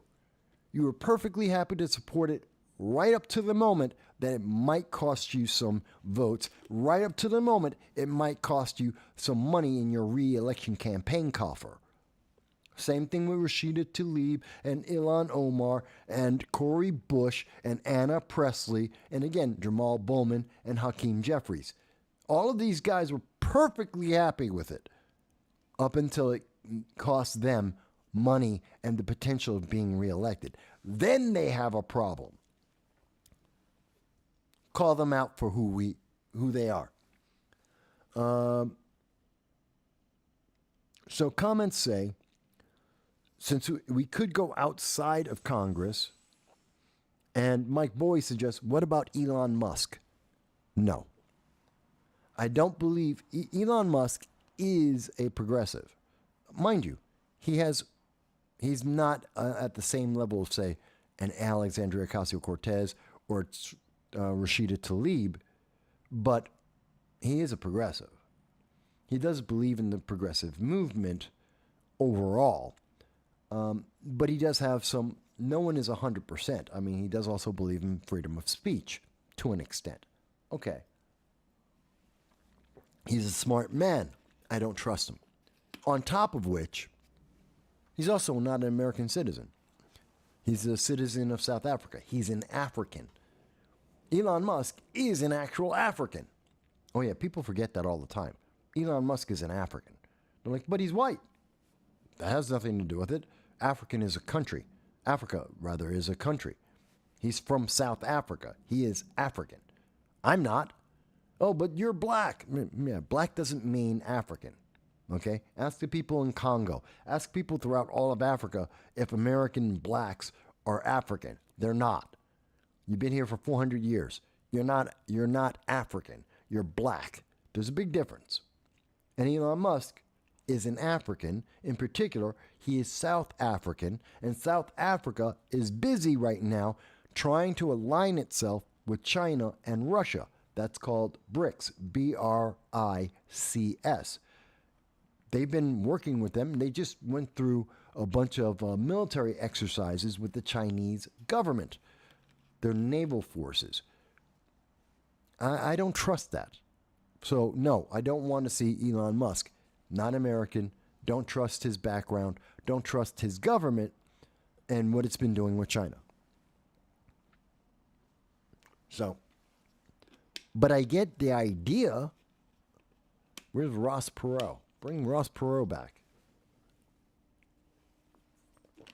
Most people, and I know the younger people are going, Ross Perot? Who's Ross Perot? 1986, 1992. Look him up.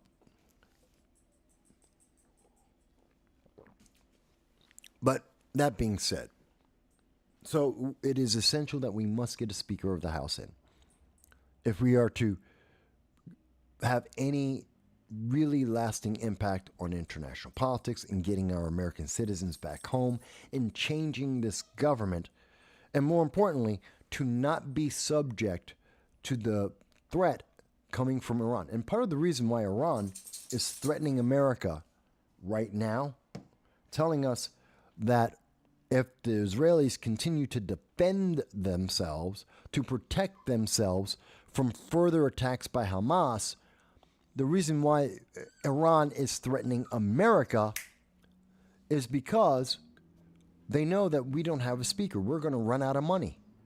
Because they know that if they just wait a couple of days, a couple of weeks, America's going to shut down, which makes it much easier to attack America. If our border's being shut down because we have to close our government, well, it makes it much easier for Iran to attack us. So we need a Speaker of the House. It's a matter of national security at this point. Not that anyone's telling you that, because that might scare some people. Some people may get scared. They may get terrified. They may be afraid to realize that if our government shuts down, if our country shuts down, we're going to be targets by terrorism. But I don't think people will be terrified by that. If you just tell them the truth and tell them, well, close the border, don't accept the refugees, and let's focus on America. Let's focus on our allies. And that is the answer. I don't think people get terrified. User has been banned says, they act like once you step into Africa, everyone turns black. Yeah, they do that, don't they? Everyone in Africa is black. No, they're not. Users been banned goes, makes me wonder how many progressives think Rome was fighting black people when they were at war with Carthage. Well, they really shouldn't think that, but then again, most progressives don't know about Rome or Carthage. Other than evil white people, that's all they know. They really don't know. They don't know history because they're not interested in history, because history doesn't tell them what they want it to say. History, if we look at history, history shows us that America is the greatest success in terms of freedom, personal individuality that has ever existed. And you can tell me America's not perfect, and I'll tell you, yeah, it's not perfect. And yet, it is the best solution that has ever existed. And the progressives hate that. And you go, okay, let's go through history. Show me when the progressive ideology, show me when they have been successful. You can't, because it's never been successful. It never will be successful. Therefore, they don't want to talk about history, and they don't look at ancient history. Okay, so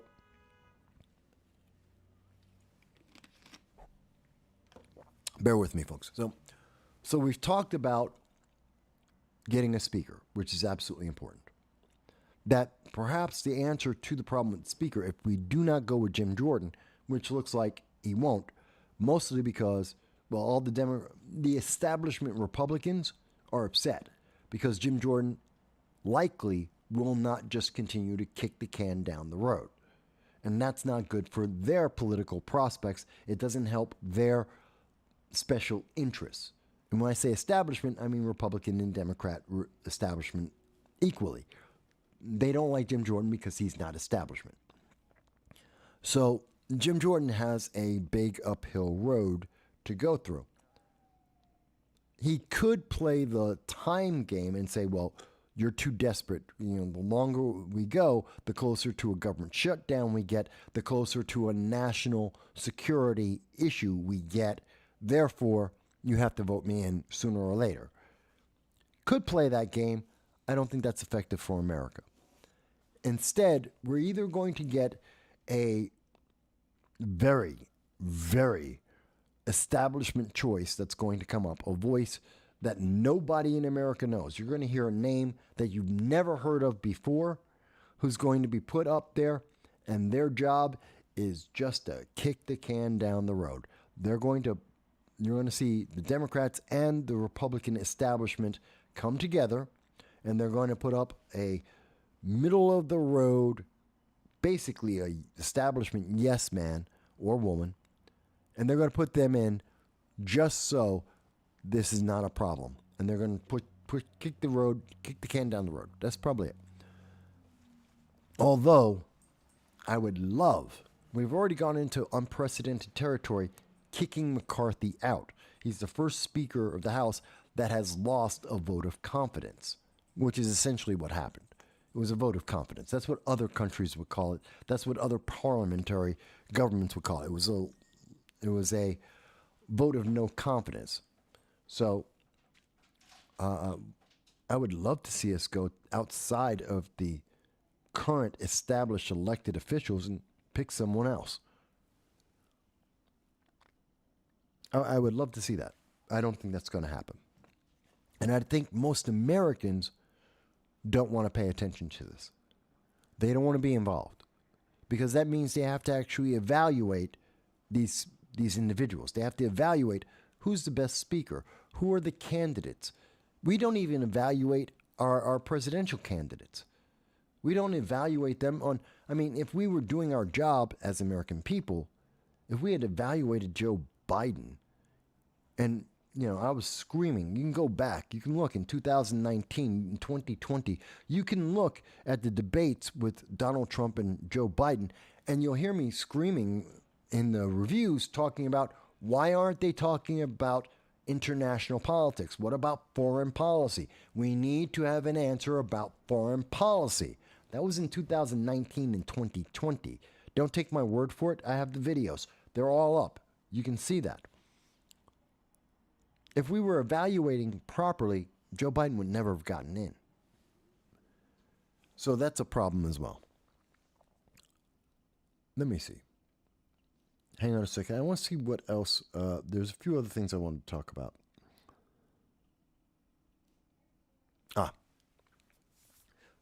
One of the other things I think is very important, and I mentioned it at the very beginning, is that as we are approaching a government shutdown, as we are being threatened by Iran, and this is a national security risk, both because Iran is threatening us directly, and at the same time, we have the potential of the government shutting down, so we won't be able to properly protect ourselves, and we have now over 30,000 Americans around the world that have been abandoned. The question that I think is very important and comes up is, what is the Biden-Harris administration doing behind the scenes? See, a lot of people haven't paid attention, but it was just announced today that Secretary of State Antony Blinken, the man who failed in Ukraine, the man who has failed in negotiations with North Korea, the man who has failed in Afghanistan, who has failed in Ukraine, he's failed in the Sudan. Antony Blinken, who has failed with Iran on a repeated basis, he's extending his trip in the Middle East. He was supposed to come home. He went there ideally to say that America supports Israel. That should have been Joe Biden flying over to say that in Israel, but he sent Antony Blinken instead. Where was Joe? Nowhere. Who knows? Doing nothing. But he sent Antony Blinken. Fine. So the Secretary of State has said, we stand behind Israel, and he was there. He didn't need to fly to Israel to have that conversation. But he's also going around and he is having quiet backdoor deals with other countries in the Middle East. He is having negotiations. Part of that is negotiating with Iran about the Iran nuclear deal. He's trying to save the Iran nuclear deal. Now, I've said this last week, I'll say it again. What he should be doing is going over and talking to Saudi Arabia very publicly, saying that Saudi Arabia should continue to work on the path to peace with Israel, which is the reason why Iran had Hamas attack Israel in the first place. Because the Middle East had the potential to become more stable and more peaceful. Iran didn't like that. It wasn't good for Iran in terms of economy. It's not good for Iran in terms of power. It's not good for Iran in terms of influence. So that's why Iran wants to kill the Saudi Arabia-Israel peace deal. Antony Blinken, knowing this, because if I know this, he knows this, he needs to go and talk to Saudi Arabia publicly and say that even though this is a difficult time, this should not end the effort towards greater peace in the Middle East, especially with Israel. This is what is the most important thing that he could be doing. He's not. He hasn't had that meeting. He isn't going to have that meeting. He's not trying to push peace. And this is what the Biden administration really, if they wanted to stand out, if they wanted to say that they are doing a better job than the Trump administration that got the Abraham Accords in place, which was leading towards peace even now. No, if they want to say that they're doing a great job, then talk to Saudi Arabia. But they're not. And that makes me think the only reason why, if we're not talking to Saudi Arabia and Antony Blinken is staying in Israel, it's not to keep supporting the Israeli people. He already did his job. He could have done that here in the United States or anywhere else in the world. He's having a meeting. And who's he having the meeting with? Well, the biggest thing he's been working on is the Iran nuclear deal. And he's staying in the Middle East, in Israel, which means he's probably talking to Hamas. So he's trying to make a deal with Hamas. He's trying to make a deal with Iran. Iran is responsible for Hamas, so he's talking to Iran. And he is under orders by the Biden-Harris administration to make the Iran nuclear deal happen. Which is why every time that we've been told the deal is dead, Antony Blinken comes back a month later and says, no, it's still on the table. And we're still willing to make concessions. We're still going to release sanctions just so Iran will continue to talk to us. That's his number one job. That is the number one thing he has done as Secretary of State. Don't have to believe me. Look it up. What is the one thing he has consistently been doing? Talking to Iran about the Iran nuclear deal. So I believe that Antony Blinken is staying so he can talk to Iran and make a deal with them to get American hostages back from Hamas. He is there to negotiate. He is doing hostage negotiations. I don't know if anyone else agrees with me or disagrees with me on that, but that's what Antony Blinken's in the Middle East for. He's trying to negotiate for hostages. And considering that the last time he made a deal about negotiating for hostages, he spent $6 billion to get 5 people back, which was really a pretext for just the Iran nuclear deal. He was just giving Iran $6 billion for the Iran nuclear deal. The hostages were just icing on the cake. It was an excuse to make it not look obvious. But now he's obviously negotiating for those troops and for those American citizens that are being held as human shields by the Hamas terrorists. And he's trying to make it seem like he's not doing that. that he doesn't want to be seen as paying to get American hostages back, which is exactly what he's doing. This is a problem. This is a problem for America long term. It's a serious problem. Hey, Lynn, thank you for joining us. I do pray for Israel. And more importantly, I'm trying to make things clear for people so that we can get proper support for Israel. Because I don't think it's right for Antony Blinken to be using a backdoor deal, to use back channels to talk to Hamas to try and buy back the American citizens they have as hostage. I think that's the wrong response. We need to stand securely and strongly with Israel, and we should be working with Saudi Arabia, and we should be defiant against Iran and tell them, you want to attack America's soil and American people because Israel is defending itself? We dare you. That should be the answer. We dare you. We dare you, Iran, to attack America because we are supporting the people who are defending themselves from terrorism and genocide.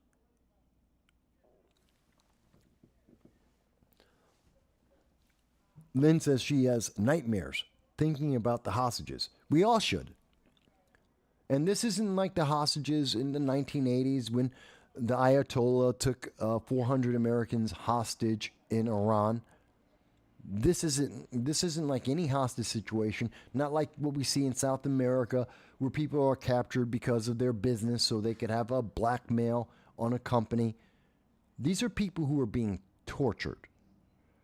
Hamas is cheering this on. I feel so bad for the women and the children. Children are being put in cages and women are being massively sexually abused. And I know Hamas has come out and said, well, some of those hostages, they're dead now because of Israel.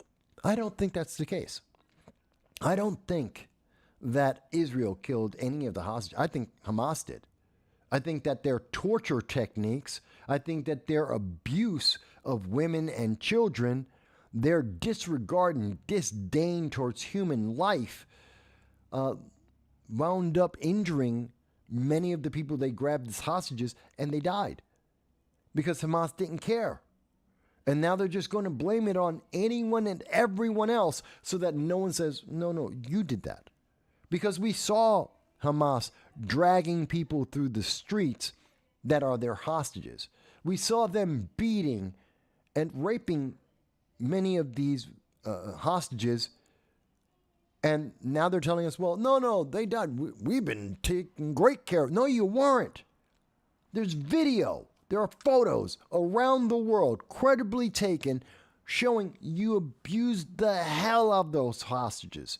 We have absolutely no reason to believe that the same people who are calling for genocide, the same people who are just randomly killing babies and children, who are dragging people through the streets, beating on them, cheering and laughing about it, we have absolutely no reason to believe that you were taking care of the hostages and didn't just let them die. You're just using the political spin that Israel is daring to defend itself to try and excuse the fact that you killed the hostages. Hamas killed the hostages. Lynn says she agrees with me. I hope others do too. And Antony Blinken should know this. I am sure Antony Blinken, the United States government, are very aware and very clear that Hamas has killed many of the hostages, and they're trying to spin this internationally so they look good, so people aren't as angry with them as we should be, and we rightfully are, and so that they can try and get money. Hamas wants money. Why? Because they want more rockets. They want more weapons. They want to kill Israel. They want to kill America. And that's why they took the hostages. Well, that was good. Hang on. Hang on, folks. Did not expect that to happen. Come on, baby. Hang on, folks. Technology fail. Woo! Big fail, big fail. I know. Okay. Bear with me, folks. All right, I think I got it.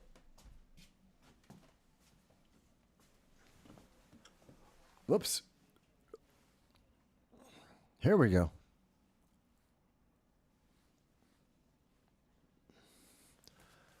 Well, that was unexpected.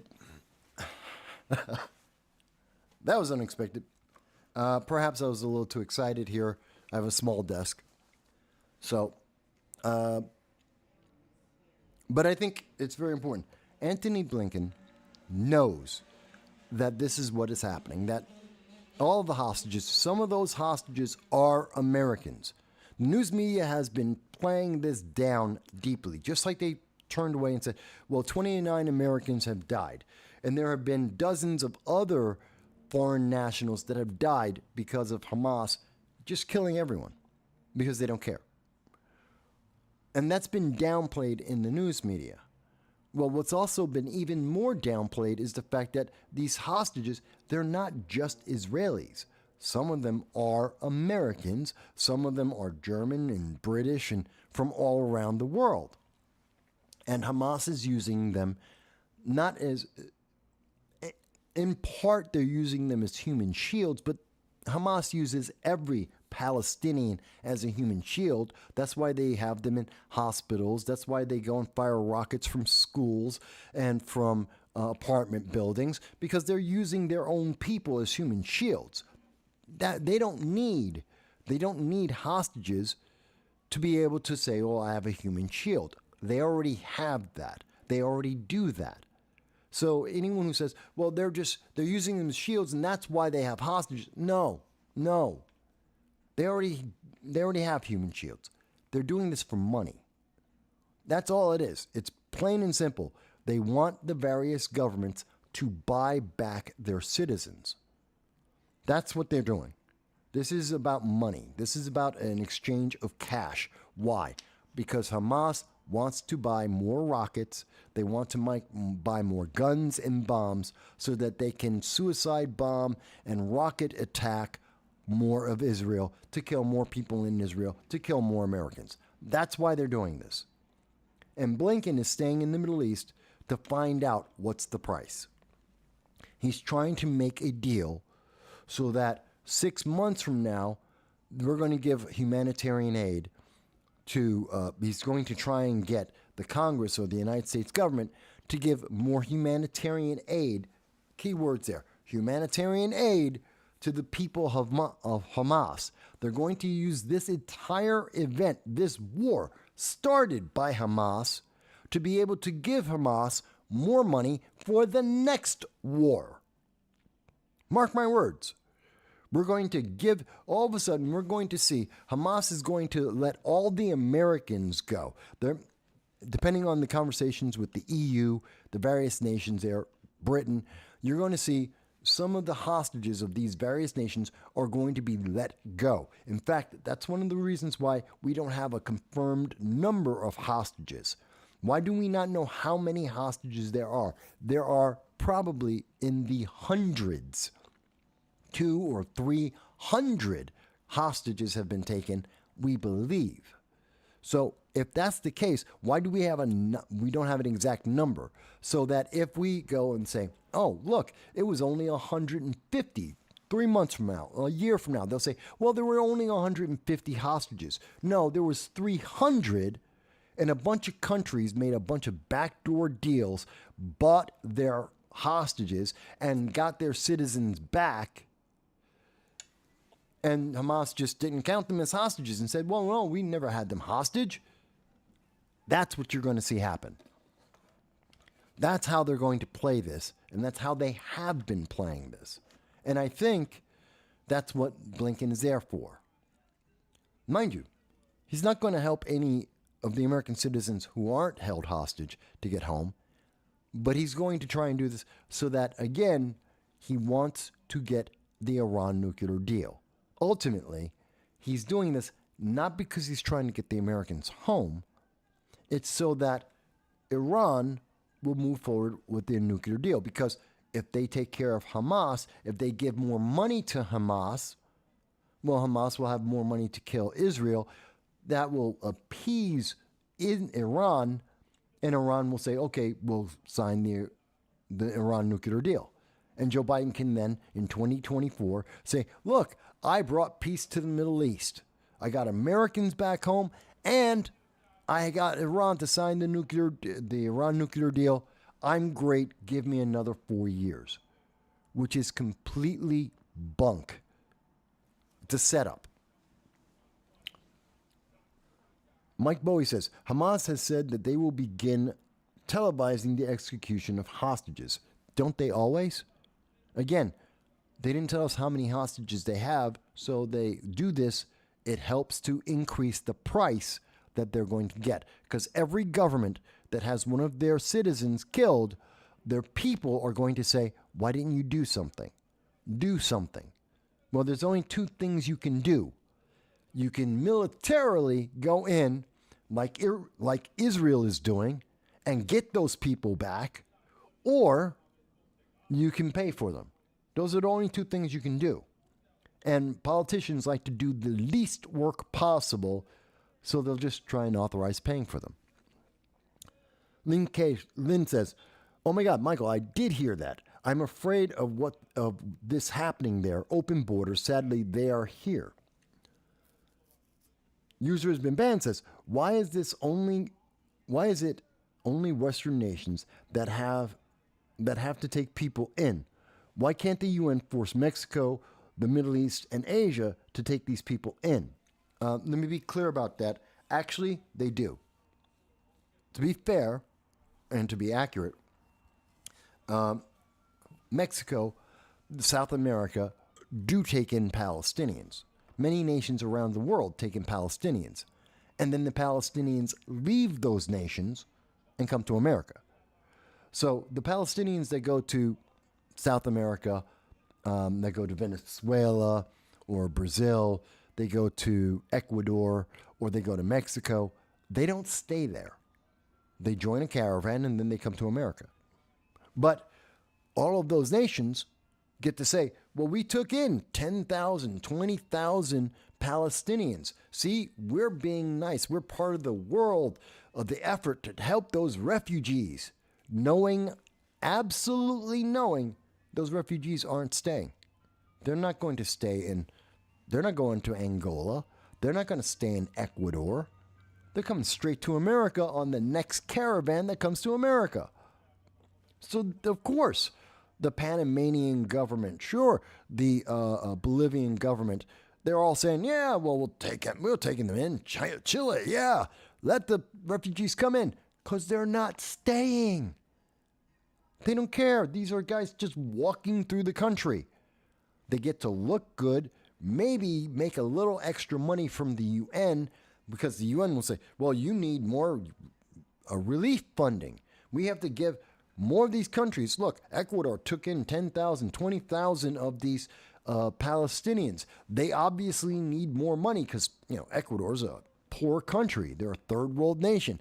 But we've got to help support them because they have 20,000 more illegal aliens. These refugees, these Palestinians. So we got to give them more money.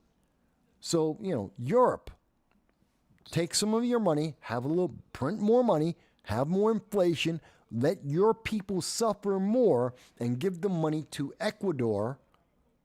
And Ecuador is laughing because those people were in their country for a week before they got in a caravan and started marching towards the United States. See, that's the part that no one talks about. Yeah, there is an international effort to help the refugees temporarily as they are on their way to the United Kingdom, to Germany, to France, to the United States. But no one tells you that. No one wants to tell you the very simple math I just laid out for you. The very simple situation. They'll say, see, but South America, all those nations, they're taking in refugees. Why can't America? Because those refugees are coming to America. Might as well say they're just American, they're going to America. These are refugees America's being asked to take care of because they're not staying where they were. Just like the people of South America, they're not staying where they are. You think the refugees are going to stay there? No, they're not. But no one's going to tell you that. No one wants you to think about that. Does anyone doubt what I just said? So Dow says, the UN pushes too hard and they will meet the fate of the League of Nations. I don't think so. By the way, for those who are not familiar, the League of Nations is what existed before the UN, but it had no power and no one cared about it. It was just an organization in name alone and that's why we created the UN. User has been banned says, speaking of France, they are losing a war against bedbugs now. Yes, they are, and that's starting to affect everyone in the world. Mike Bowie says, if we're not vetting the current crop of illegal immigrants, we will not be vetting Palestinians either. Of course not. That's not supposed to happen. We're just supposed to take them in. Again, open borders. You don't vet people with an open border because there's nothing to vet. You just let them in.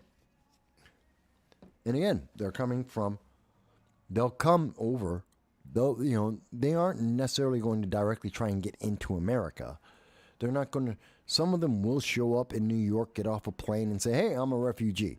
That will happen. Some of them will come through Canada, and they'll come down through Niagara Falls. They'll come through North Dakota. They'll come through Idaho. They'll come through the Canadian border in the American Northwest, walking across the forest. Yes, we're going to get a bunch of people like that. But generally speaking, they're going to join the caravans in South America, Central America, and walk through Mexico and come into America that way. If we don't admit that, we're lying to ourselves. So again, the border wall is a matter of national security. Funding our government so we can fund the border wall is a matter of national security. Ending sanctuary cities, which are illegal, is a matter of national security. And not paying for hostages is a matter of national security. Because we're not, and every single hostage that is paid for, and the way you'll know that it's a hostage situation, mark my words, somebody take a clip of this and you can check. In approximately 3 to 6 months after this conflict ends, when we get hostages back, American hostages come back, German hostages, UK, wherever they are, in Europe or in the United States, those hostages are going to be released. 3 to 6 months after this conflict ends, the United States is going to give humanitarian aid. They're going to increase humanitarian aid to Palestine, which means Hamas, and we're going to see the UN increase donations, humanitarian aid to Palestine, and they're going to say it's because of everything that just happened, because the infrastructure was destroyed, because they're in absolute need, because Israel was so evil and mean that they just need more help. That's what's going to happen. And that is actually the payment for the hostages. That's the way they get to do it without looking like they're paying for hostages. They're going to call it, they're going to wait 3 to 6 months so the American people, the people around the world forget, and then they're going to say, it's not related, it's entirely different. We're not paying for hostages, we're paying humanitarian aid. And that humanitarian aid, just like the last round of humanitarian aid, is going to be used to promote global terror.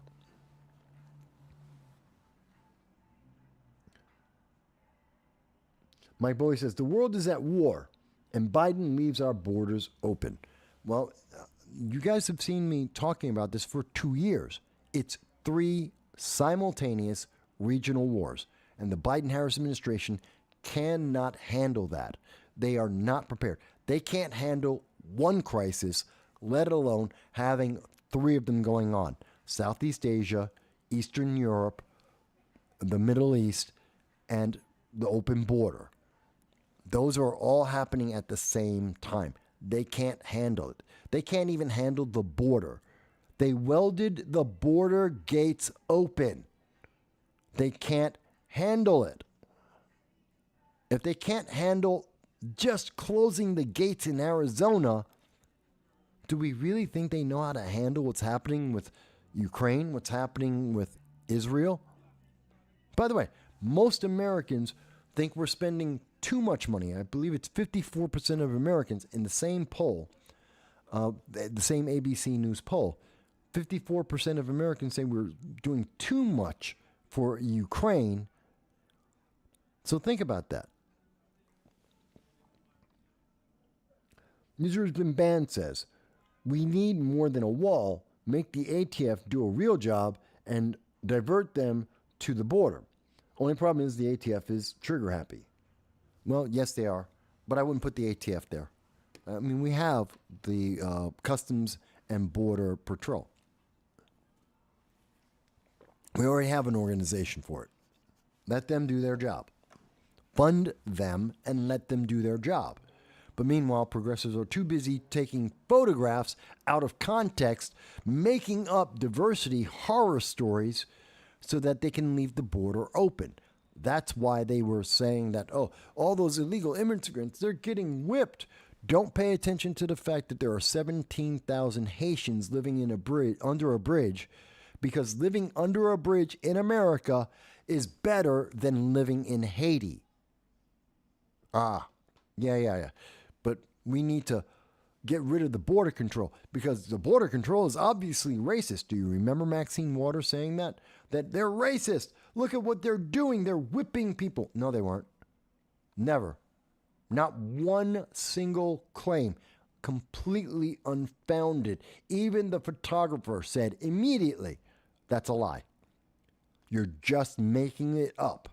And Maxine Waters is like, no, it's true. It's absolutely true. Just like Alexandria Ocasio-Cortez, she was at the border looking. She was so upset looking at those kids in cages as she was standing in front of an empty parking lot.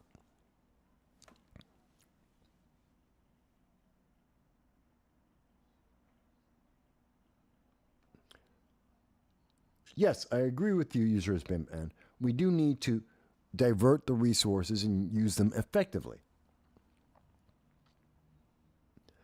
User has been banned says, so if someone tries to get on a military base illegally, what happens to that person? Depends on who the person is.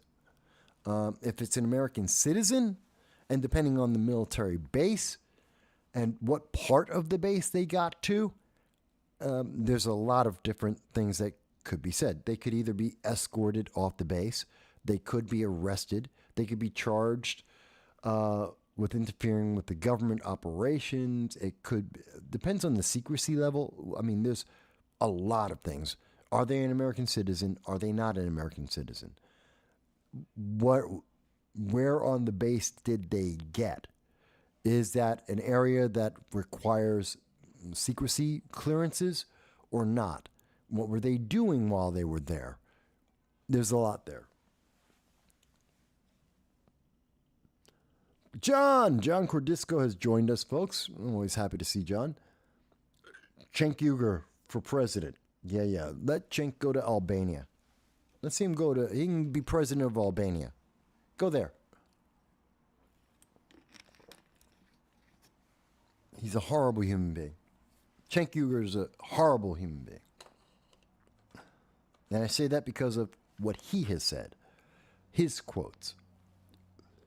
But there is so much of this. And now we've been talking, obviously, a lot about what's been happening with the Middle East, what's happening with Iran, what is happening with Israel, how this is affecting us, about Antony Blinken making backdoor deals against the best interest of Israel, to be able to try and help the Biden-Harris administration, especially with the Iran nuclear deal. We've been talking about how internationally this is going to play out and what we're going to see with the pending refugee crisis that will be happening within the next 3 to 6 months.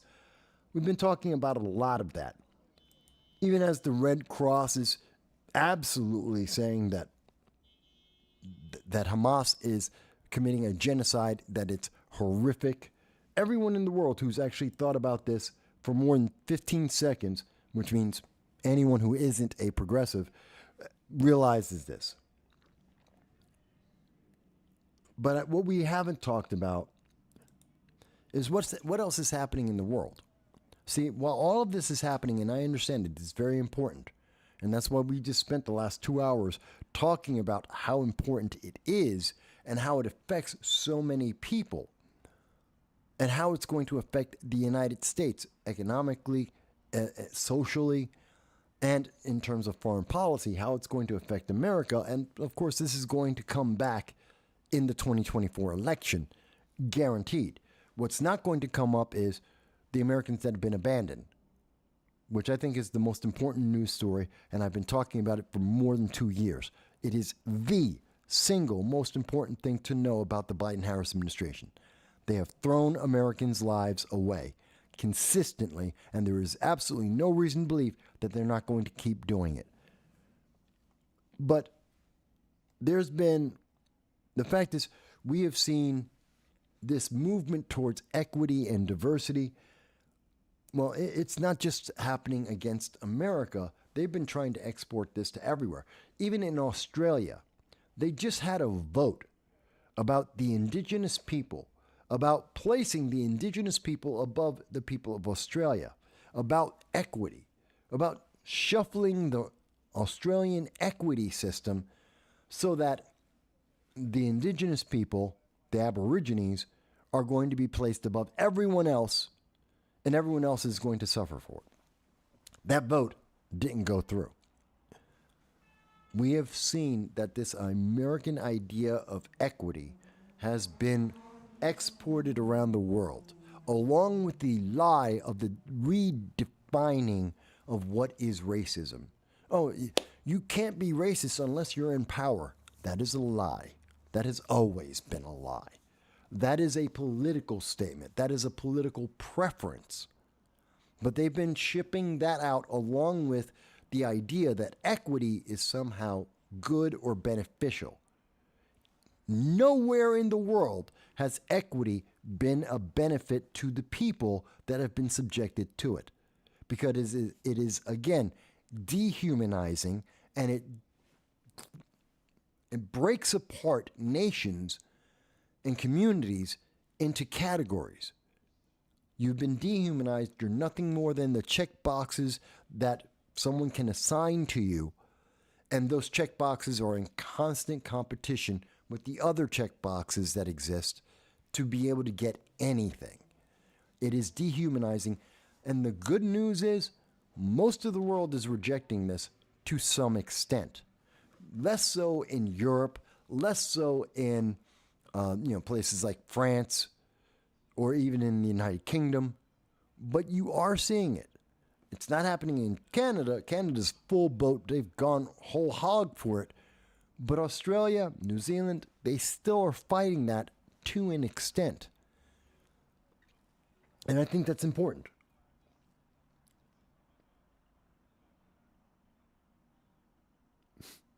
I'm just seeing some of the comments about Cenk Uygur. Cenk is again, an evil person. But I think it's important to see that there is pushback. The world hasn't gone over the edge yet. We have not lost our minds collectively yet, because we still see people pushing back against this diversity, equity movement. We've seen that it's failed everywhere. My fact, it hasn't just failed for governments. It's failed in business. Look at Disney. Great example. Bud Light. Great example. Every business that has adopted this same ideology of diversity, equity, inclusion, these progressive ideals, they fail because it is a failed policy. It's a failed ideology. But they're exporting it. And you got to be aware for this.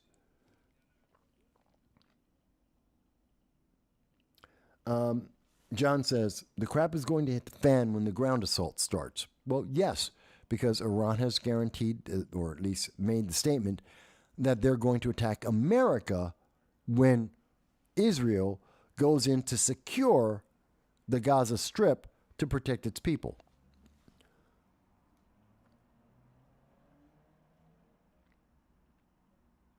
My boy says, well, the progressive diversity, equity, inclusion is not an American idea. It's a communist idea. Well, to be fair, I don't mean, it's not that the idea originated in America. It is a very progressive and socialist idea. But it is being pushed and sold around the world by America, both in terms of our entertainment. I mean, look at the Robin Hood show. Where do you think they got that idea from? They got that idea from The Witcher Origins. That's Netflix. What's that? American. You got that from Disney. So we're seeing that it's being sold in our entertainment as well as in our politics, and it's trying to infect the rest of the world. It isn't an American ideal, but it is something that's being pushed by our colleges, our schools, our intelligentsia, and our entertainment. And we need to push back against it. User Band says, the people put in charge of funding are making the companies and education parts of it push diversity, equity, and inclusion. Yes, they are. I agree with you. John says, I feel so much better now that Aunt Jemima and Uncle Ben are gone. Yeah, I know. Yes, I agree with you. That was always stupid. Lynn says, why doesn't Egypt take them in? They can build life in the Sinai. Only 600,000 people there. Lots of open space. Because it takes money and resources. And most importantly, Lynn, the Egyptians hate the Palestinians. Just like the Jordanians hate the Palestinians. Just like every single nation in the Middle East hate the Palestinians. Even the Iranians don't like the Palestinians. They will use them. They use them through Hamas, like they use Hezbollah out of Lebanon. It's not because they want them. It's not because they like them or that they support them. They're just pawns that they can use to attack Israel. And Egypt knows that. And Egypt does the same thing. But Egypt doesn't want them. Again, as I said, Egypt shares a border with the Gaza Strip. They closed their border. They could open it. They could take all the refugees. They could take all the people who are trying to evacuate right now. And then they could turn around to the UN and say, give us some extra money, just like you were going to give it to Ecuador for the refugees. Well, give it to us because we're taking them into the Sinai region, and we're going to need to build up buildings and services to take care of these people. But there's room, and we did it. Egypt could do that in 5 minutes. They could turn around in the next 5 minutes and open up the gates, and they could do that. Not going to happen because Egypt hates the Palestinians. They hate them almost as much as they hate the Israelis, but they hate the Israelis more. So that's why they do it. They want Hamas to attack Israel, and to do that, they have to keep them caged and not give them a way out. That's basically the answer.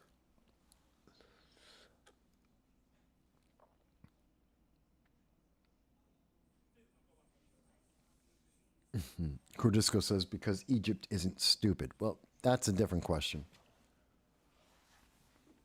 But the answer, quite literally, is because they're using, just as Iran is using the Palestinians, so is Egypt using the Palestinians to create Hamas to be able to attack Israel.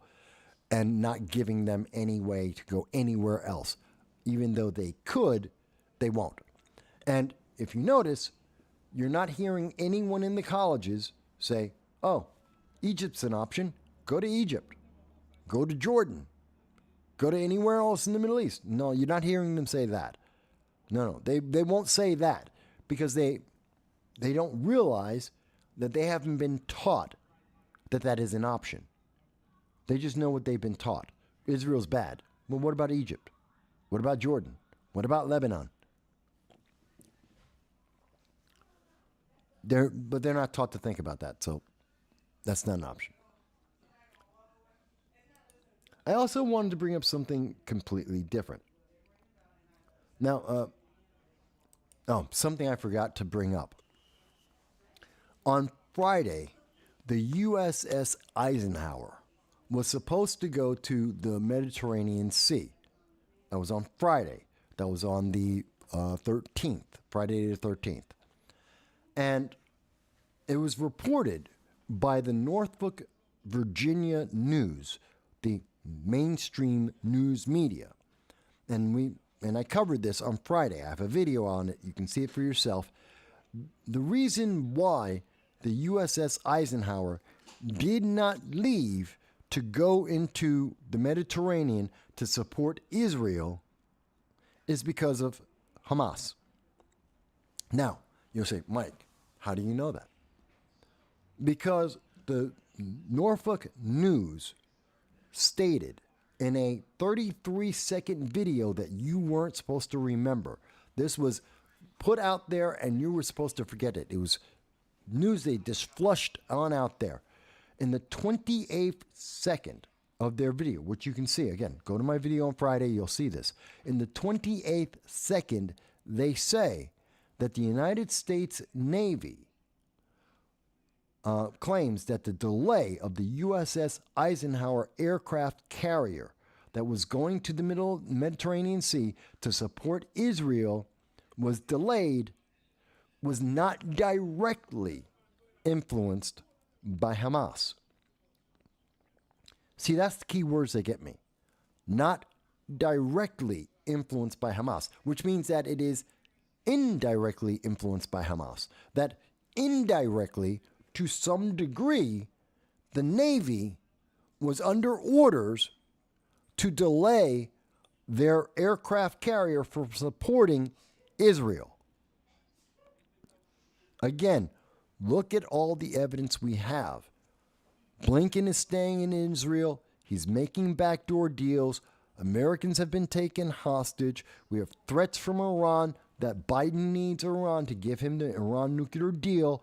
And our aircraft carrier, which is a political statement as well as a military one, the reason why we have the aircraft carriers and we tell everyone where they are going is because it's a political statement of power as well as a military statement of power. It is meant to be a stabilizing influence. It is meant to prevent Lebanon, Jordan, Egypt, the rest of the Middle East from trying to attack Israel. That's why we have the Gerald Ford in the Eastern Mediterranean right now and why we were sending the USS Eisenhower to join it. But then we delayed it. And we were told by the Navy that this was because of Hamas. And today, Lloyd Austin, Secretary of Defense, came out and made an announcement.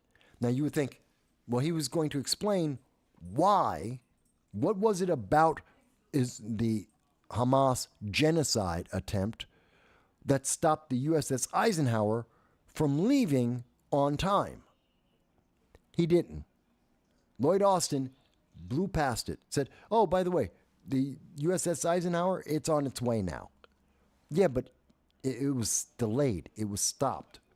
Why did it stop at all? What was it that the Navy identified and said was not directly, but yet still important enough to influence U.S. military operations? What happened? Was it because Blinken said, wait a minute, don't send it yet because we might be able to make a backdoor deal? Was it because he was trying to talk to Iran and try and get the Iran nuclear deal? And an extra aircraft carrier is a threat to Iran? Did he need to let them know, don't worry about it, we're not actually going to do anything, we're just going to have it there. We can still make the deal. Is that what he was staying there for? Is that what he's been negotiating? Because Lloyd Austin, in his statement, said, well, it's off and it's going to go and protect Israel. The Eisenhower is on its way. Yeah, but you didn't explain why it stopped. And that's something that caught my attention. Again, this is something that the rest of the news media threw out the window. They barely paid any attention to it. But the key words are the Navy admitted that there is something about what's going on with Hamas that stopped them from sending out an aircraft carrier whose purpose was to defend Israel.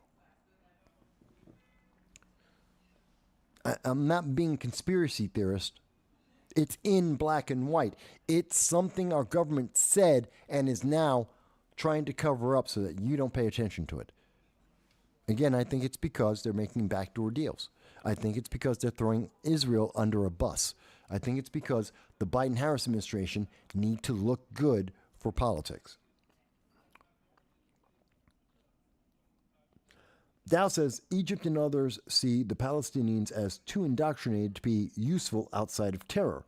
To accept them would be taking in a group that would destabilize your nation. Gee, what a surprise there. I agree with you, Dow. Users Bin Ban says, cultural exchange in America's Yuda bomb is a compliment, while in the Middle East, it's an argument. Well, is that supposed to be a joke? And User Has Been Banned asks, isn't the USS Gerald Ford already in the Eastern Mediterranean? Yes, they are. And the USS Eisenhower and its strike group were supposed to join it with the U.S. Sixth Fleet so that there would be an even larger presence and an even larger statement of stability in that region for Israel. So yes, it was already there, and it was going to be supplemented, and then they stopped. Now, they got it back going again, but again, why did they stop? What is it that Hamas how did Hamas indirectly influence the decisions of the United States Navy, which they told the Norfolk News on Friday is what happened? I've heard a lot of people, I've had people who tell me, well, no, it was because something broke on the USS Eisenhower. That was about equipment. Well, the Navy didn't say something broke. The Navy didn't say they had to do last-minute repairs. The Navy said it was about Hamas.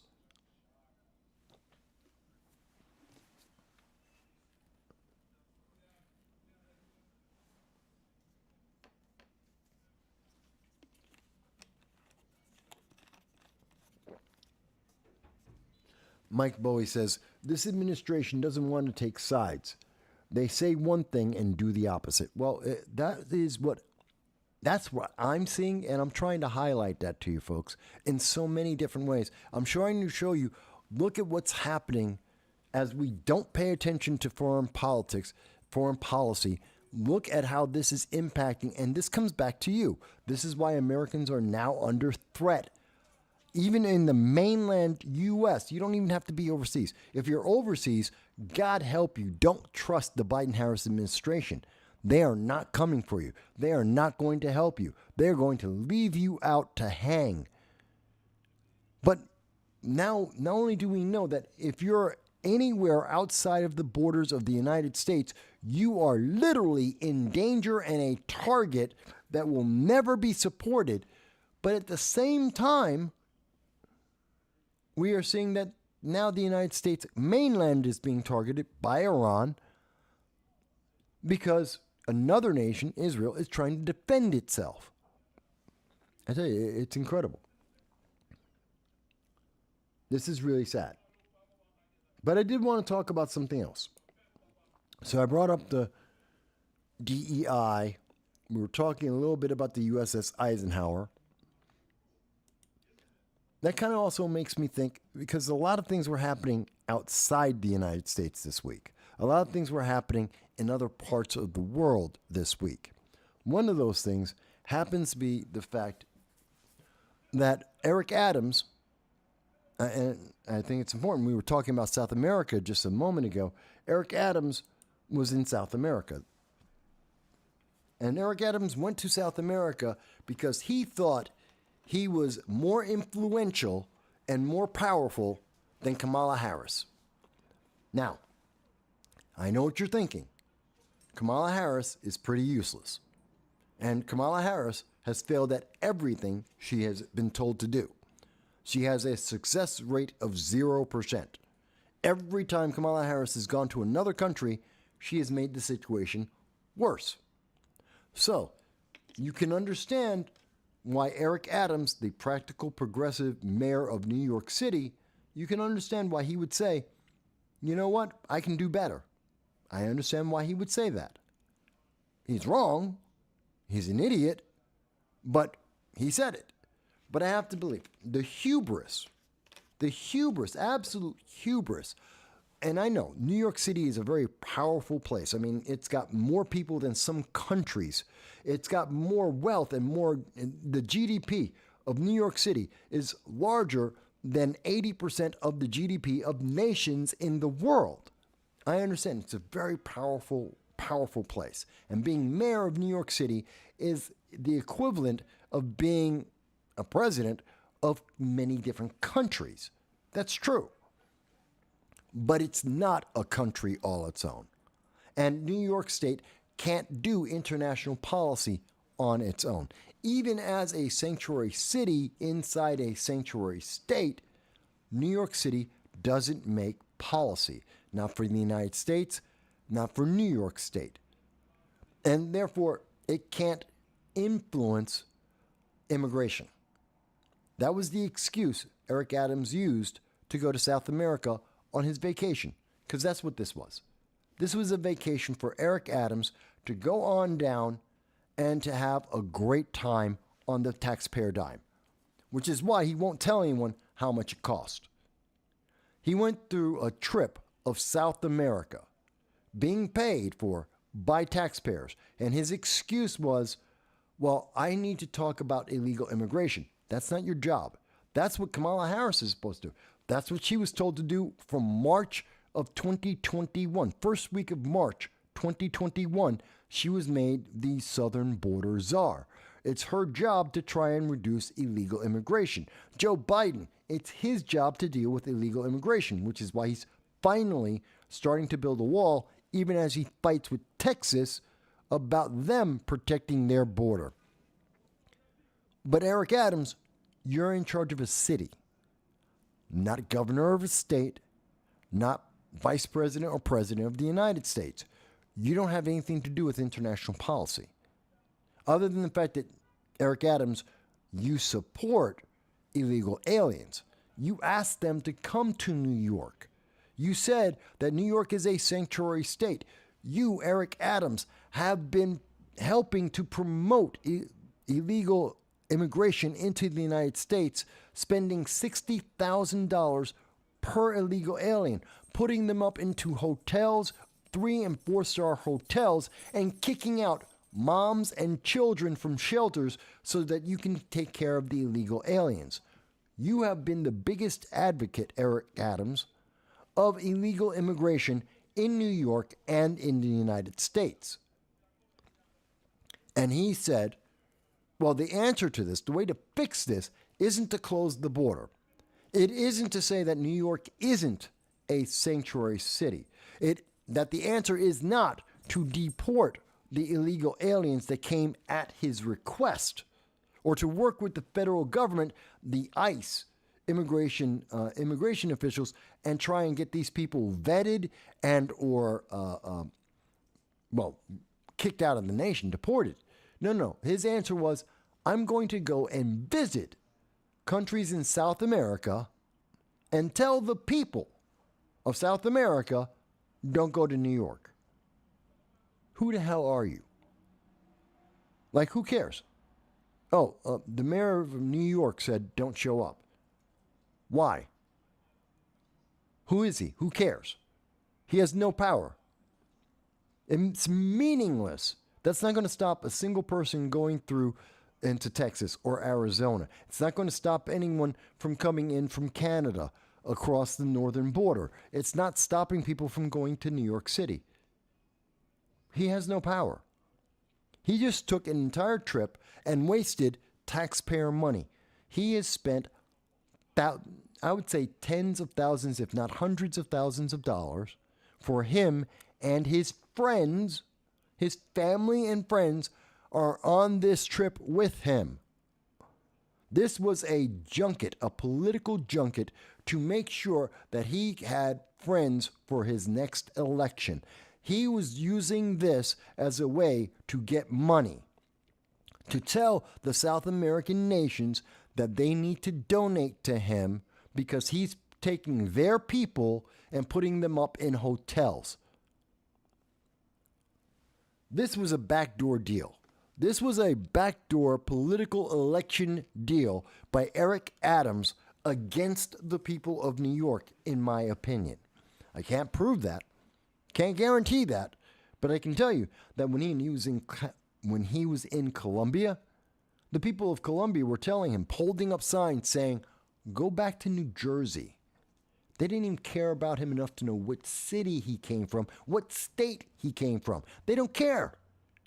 Go back to New Jersey, Eric Adams. This was a failure. Eric Adams is saying, no, this went really well. Prove it. There's no evidence of that. No one in the world believes him. The only thing everyone in the world agrees on is that Eric Adams had a pretty decent vacation and it was paid for by taxpayers. That's the only thing everyone agrees on. And Eric Adams somehow thinks that this was a good trip, that he was more influential than the vice president of the United States. I mean, mind you, Kamala Harris is a complete failure, but she's still vice president. And she has more political weight than the mayor of New York City. Yes, New York is important. Not as important as the vice president of the United States. I mean, I'm surprised that the rest of the progressives in New York City, in the New York State legislature, how they haven't demonized Eric Adams for saying that he's more important than a woman, that he did a better job than a black woman. Or, well, Kamala might be black today. She might be Indian. She's a woman of color. Let's call her that. She's usually a woman of color, so we'll call her that. And he's daring. Eric Adams is daring to say that he was more influential, more successful than a powerful woman of color in the Democrats that's vice president. I can hear the women screeching and screaming that he can't say that. That's not possible. I don't even think that's allowed in network news anymore.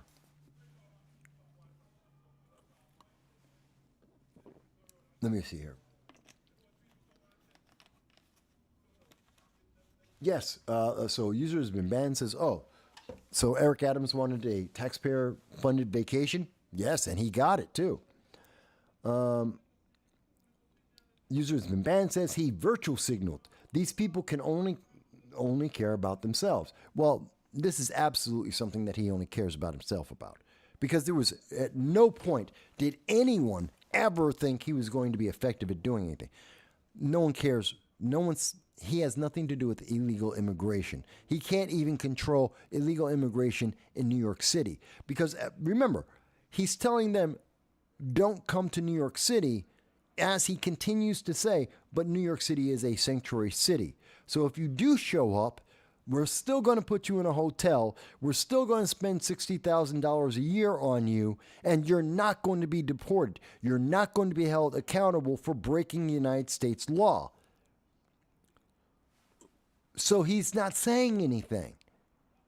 But he wants to get lauded, and when he comes back to New York, all the New York Democrats at the state level and the city level are going to turn around and go, he's such a great guy. See how wonderful he is? See what he's doing to try and help New York? He didn't do anything. He's part of the problem. He's the reason why New York is being overwhelmed by 120,000 illegal aliens. He's not the solution. He's the problem. Get rid of him and you'll be closer, several steps closer to getting to a solution to the illegal alien crisis that New York State and the southern border and Chicago are going through right now.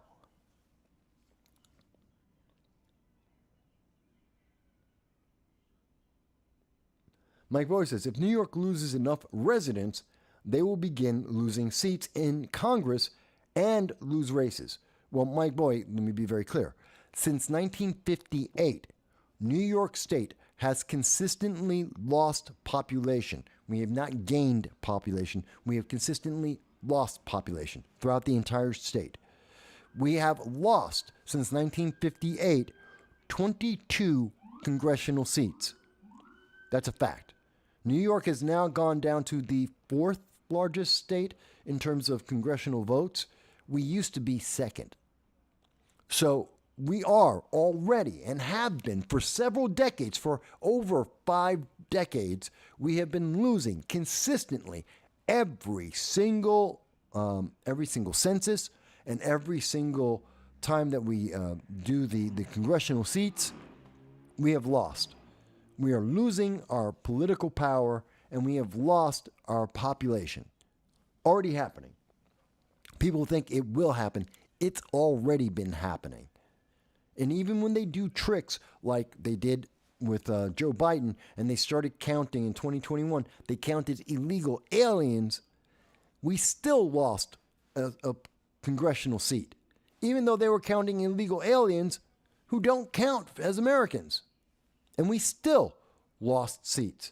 And the reason why they did that, by the way, in 2021, why did they count in the census? Why did they count illegal aliens? So that New York City wouldn't lose 3 congressional seats. If you didn't count the illegal aliens, New York State would have lost 3 congressional seats, not 1.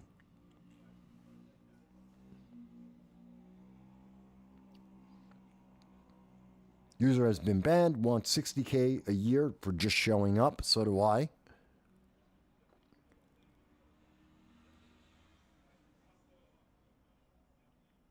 So it's really gotten really bad. And I wanted to point that out because, again, that's something in the back burner. The news media doesn't want to tell you that in Colombia, the people were laughing at him. Throughout all of South America, throughout his entire trip, the very same people that are making the trip, they're trekking in, they're in these migrant caravans into the United States, they're laughing at him. They're telling him he's an idiot. Not that he expected them to listen to him. They don't care. They're on their way to America. He's not stopping them. They're going to go to New York. He has no influence over it. And the governments laughed at him. They knew he was on a vacation. They didn't care. He's not a dignitary that they have to pay attention to. He has no power. He's the mayor of a city. Big deal. I mean, yeah, he's got a lot of money. The city is worth a lot of money. Fantastic. It's just a city. He has no political power. But no one wants to talk about that. I do. But no one else wants to talk about that. And so, again, all the links for everything that I am talking about today are going to be in the description so that you will be able to see this for yourself and so that you can make a decision for yourself about all of this. Gun control is a big deal. No, actually, by the way, for many people may know, I used to live, up until recently, I was living in the southern tier of New York. And then I had to leave. Losing my home, lost money. It's not a great situation. So that's why, at the moment, I'm only live streaming on YouTube and Facebook. I can't afford to stream simulcast to Rumble or some of the other services that I usually do. Lost a lot of my websites and all that. Life happens. Things are difficult. We know. And by the way, you can support us through this difficult time. Just like, share, subscribe.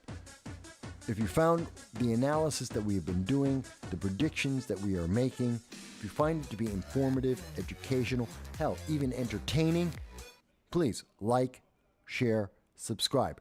Share the content that we provide here, because we are being suppressed heavily because no one wants to tell you these things. No one wants to tell you that the USS Eisenhower was held up because the Navy was afraid of pissing off Hamas. They don't want to tell you that, even though that's the statement that was made. They don't want you to notice that Eric Adams is on a vacation, and the taxpayers of New York who are suffering economically, well, they just paid for his vacation. They don't want you to have that conversation. They don't want you to realize that the Biden administration has, for the fourth time, abandoned Americans in war zones, actual active war zones, and told them, figure it out yourself. If not, trying to charge them for trying to save their lives. So just like, share, and subscribe. And if you have an extra $1.50 a month, you can become a member of our Patreon. $1.50 a month. Or you can make a one-time payment to PayPal if you wish. That helps out too.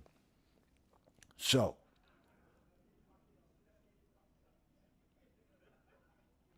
wait a minute. What just happened here?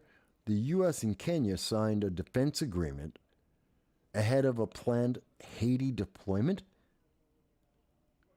That doesn't make sense to me. Why would we sign a defense agreement with Kenya because of Haiti? That doesn't make sense. Something's wrong with that. Okay, I'll look into that in a second. But I was mentioning, so a lot of people know I was, up until recently, until this summer, I was living in Broome County.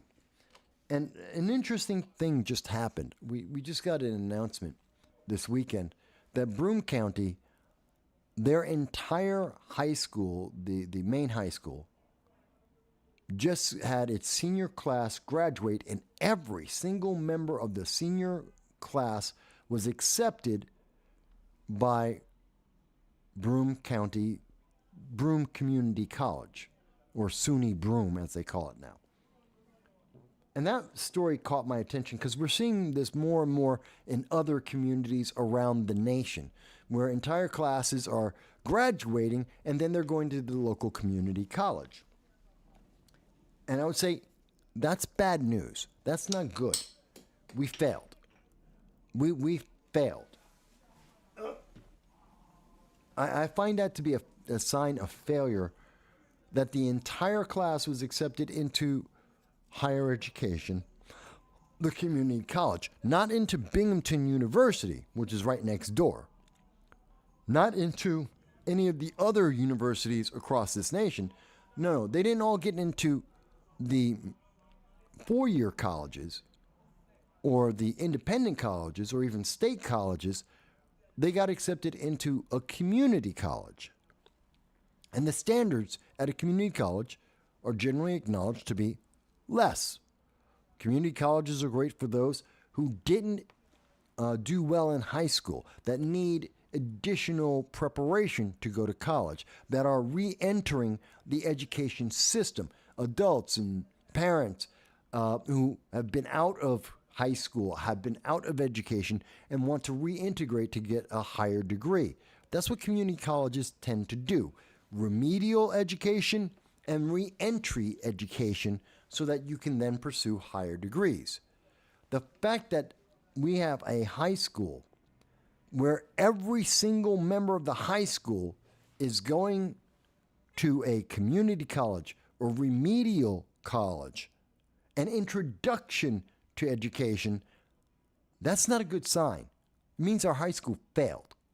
And I know the news media is looking at it like, see, this is great news. All the kids are going to college. No, they're not. They're going to community college. There's a difference. There's a very big difference. They're not going there for 4-year degrees.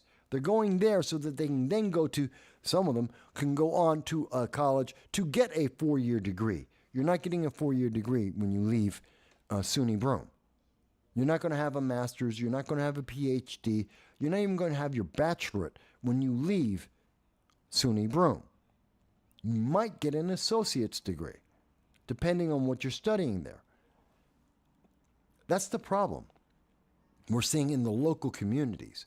We have so failed our students. We have so failed in trying to chase down this progressive, democratic, socialist ideology that our kids, they need not 12 years, they need 16 years of college they need 16 years of education just so they can go to college for 4 years. I really find that that's bad news coming out of Binghamton, and we're seeing this throughout New York State, and we're seeing this across the country, that our kids have been failed at such an epic and huge level that they go through 4 years of high school so that they can then go through 4 years of high school 2.0. That's not good news. We've wasted the money. We spend over $100 million, I think, or is it $100 billion a year on education, the Department of Education.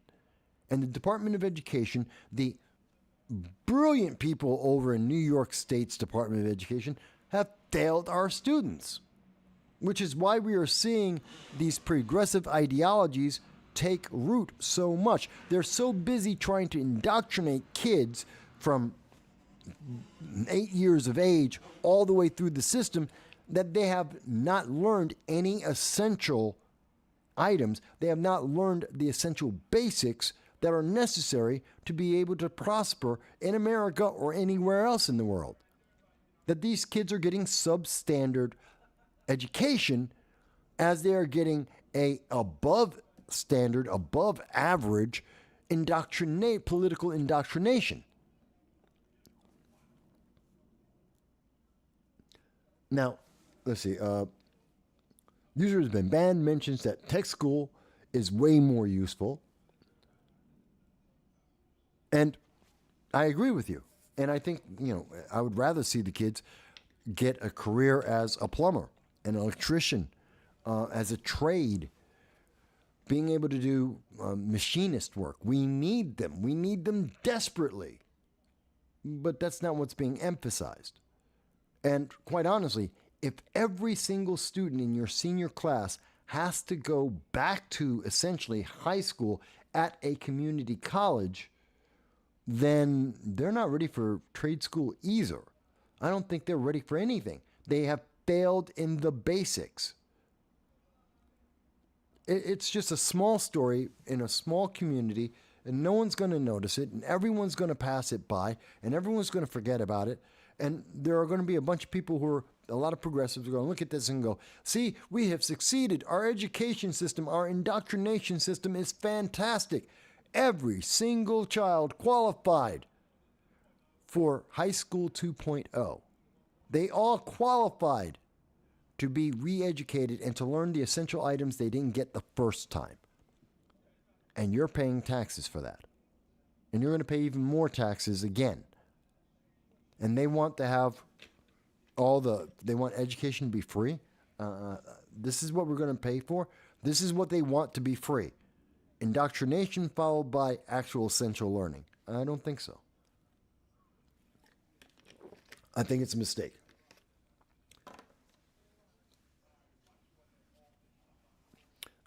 User has been banned mentions something that he has noticed is that kids these days don't want to do dirty work. They don't want to do hands-on work. They don't want to do tradesmanship. Again, electricians, construction workers, carpenters, plumbers, machinists. No, they don't, because that requires work. See, that's the key there. It requires hard work. You're going to work hard and be paid well, but you're going to work. And everyone will know the quality of your work the second you are done. You can't hide it. You can't excuse it. You can't push it down the line or have someone else look at it from a different angle and say, well, I kind of think it worked great. It's either the faucet turns on or it doesn't. It's either the stairs, you can walk up the stairs, or you can't. It's either the light turns on or it doesn't. And so that means you have to work. And you have to work hard and you have to do it right. You have to do it right the first time. And that's one of the reasons why we don't see kids doing this anymore. Because they've been told, you can work really hard and you'll get paid, but you got to work real hard every day. Or you can go into programming. You can go into the indoctrination of socialism, and you can go to college for 8 years, and maybe we'll pay for all of that as you party and have a great time and have a degree in lesbian dance theory that no one ever is going to use. That is completely useless. Or you too can join into the African Studies department and teach even more students how they should be very upset about critical race theory, or rather in favor of it.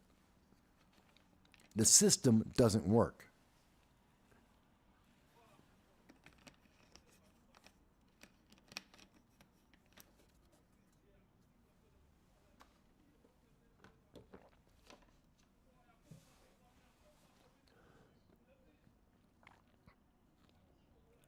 Yeah, Mike Boy, it is strange. It's just very strange. I'm just reading through some of the comments here.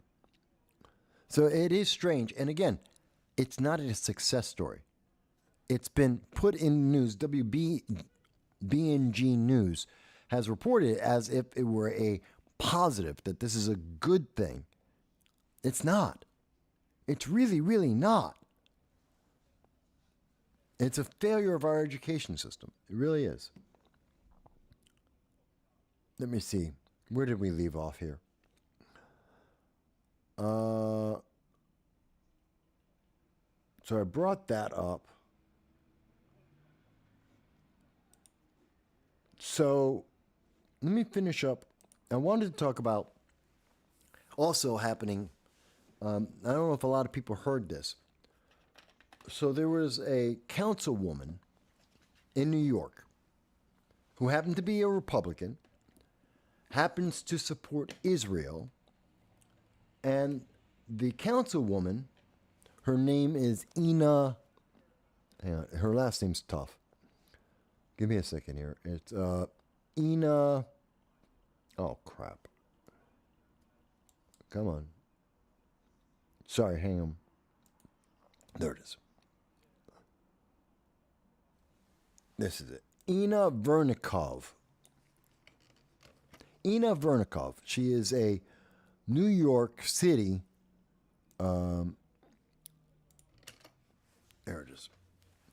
New York City councilwoman. And Miss Inikov, most people may not have heard about this story, she supports Israel. She went to Brooklyn Community College. Notice the community college again. She went to Brooklyn Community College to attend a anti-Hamas protest. She was there to protest against Hamas. She was there to protest against the Democratic Socialists that were there to support Hamas. So she's in the counter protest. She is a politician. She is a woman. She is a target, and a physical target, and a political target. And so she has a concealed carry license. And there were pictures taken of her at the protest, not next to or near anyone who is protesting. She's totally separate. She's off on the side. And it could be seen that she is carrying a firearm for her personal protection as a woman, as a politician, at a protest. She's now been arrested. Because in New York City, If I can see the gun, then that is menacing. Keywords. She didn't pull the gun out. She didn't threaten anyone. She didn't interfere with anyone's ability to protest or counter-protest. The mere fact that people saw her with a concealed carried firearm meant that she violated New York State's menacing law because people were intimidated because they saw a gun. Because they saw the gun, their feelings were hurt, so she had to be arrested. Does that make sense to anyone? This is the gun control that is supposed to save your life. This is the emphasis of New York State. Eric Adams is in South America. He's trying to get more illegal aliens to show up. Kathy Hochul is in the background trying to convince everyone that she now loves Israel and that she's not a progressive. And in the meantime, you're supposed to be protected from crime and from guns because if someone sees a gun, well, they'll get arrested if they're a Republican, if they're doing something that's not approved by the Democratic Party. They don't do that with the gang. The gangs get to go in and out of prison on a regular basis. They got a rotating door. We have prison reform. But a woman who would want to protect herself, a politician that would want to protect themselves and are doing so peacefully, well, that's the threat. That's the big threat. We have to arrest that councilwoman because, oh my God, she's dangerous standing off in the corner, not bothering anybody. That's dangerous. We've got to stop that. Mind you, you could, in the same energy, with the same focus, you could drive down Boston Road in the Bronx at about 10 o'clock at night, and you could, just maybe, arrest some of the drug dealers. You could, just maybe, arrest some of the criminals walking around the streets. You could do that. Or you could go after a Republican councilwoman who isn't bothering anyone because someone saw her concealed carry gun. Because that's dangerous. Not the gangs, not the drug dealers, not the drug addicts. No. The criminals aren't the danger. It's a councilwoman peacefully exercising her Second Amendment rights. Does that make sense to anyone?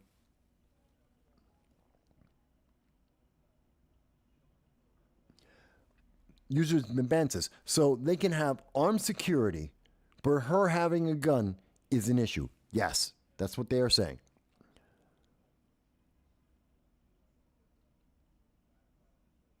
No, they thought she was Russian.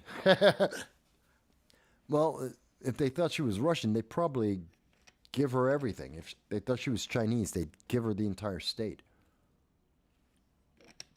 They are socialists after all. But no, it just seems, I understand that if you claim menacing, in this case will get thrown out of court. I mean, at worst case, she'll get a fine. That's the worst thing that's going to happen. But they did this because she has a concealed carry, because she's a Republican with a concealed carry, and they don't like anyone with a gun, but especially elected officials. So this is the way to say, oh, see, she's dangerous. No, she's not the one running around in the subway system pushing people into subway cars, which happens almost once a week in New York City. It's a common problem. Like, very common. More common than it was in the 70s and 80s. It is absolutely common. We have more drugs. We have more drug dealers on every single city street. And they're coming after her because this is how we make you safe. This is the answer. They're trying to make you safe because, yeah, she has a concealed carry. Yeah, because that's going to really stop the crime. And by the way, if you don't arrest her, their answer is, well, that's white privilege. What? if you don't arrest her for being peaceful as she protests Hamas, a global terror organization, if you don't arrest her, that's white privilege. But if you let Jamal, who has a rap sheet longer than my arm, who's been running around killing people, and you let him go in and out of the jail system, well, that's justice. I don't understand it. I don't understand it.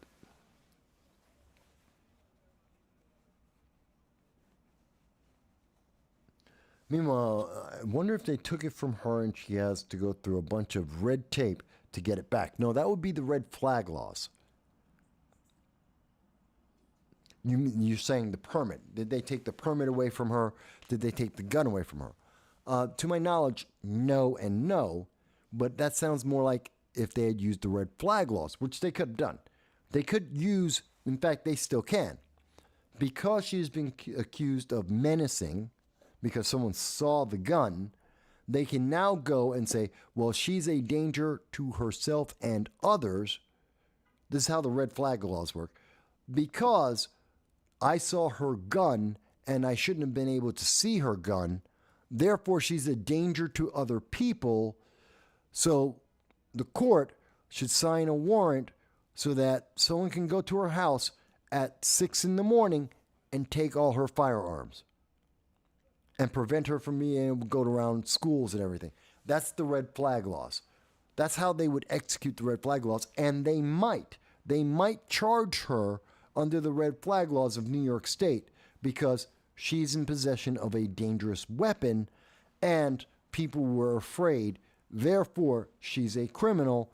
She didn't, and worst of all, unlike the red flag laws, which don't require you to break a law, she actually, under this reasoning, may have broken the law, so she's absolutely a danger. So they need to take away her gun, her license, and put her on a list so that New York State can get paid. Because New York State gets paid for everybody put on the list for the red flag laws. That's sick. And then they'll tell you that it's to make you safe. Not from the drug dealers, not from the fentanyl, not from the gangs, not from the crazy people on the subway throwing people onto subway tracks. Nope.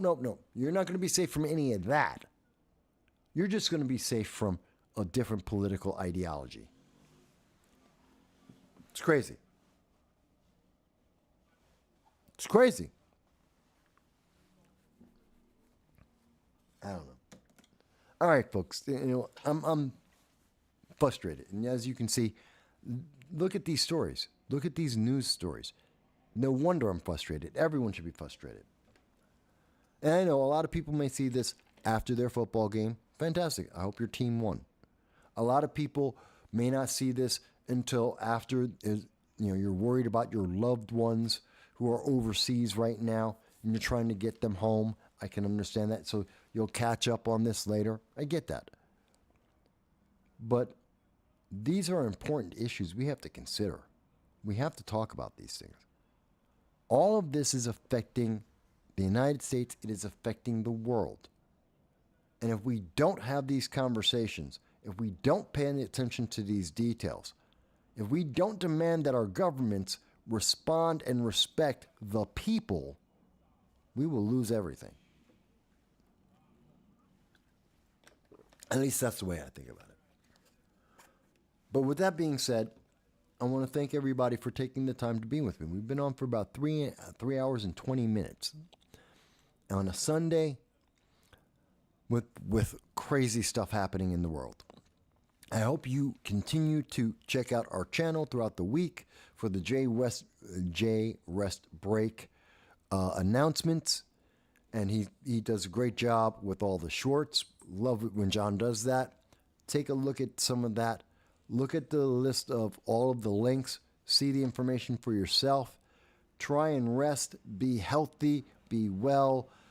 Remember, if you're going overseas, protect yourself. Do not count on Biden or Harris to come and get you. They won't. With that said, I got my puppy. He's crying because he wants me to take him out. So let me let you go, and I'll talk to you all again very, very soon.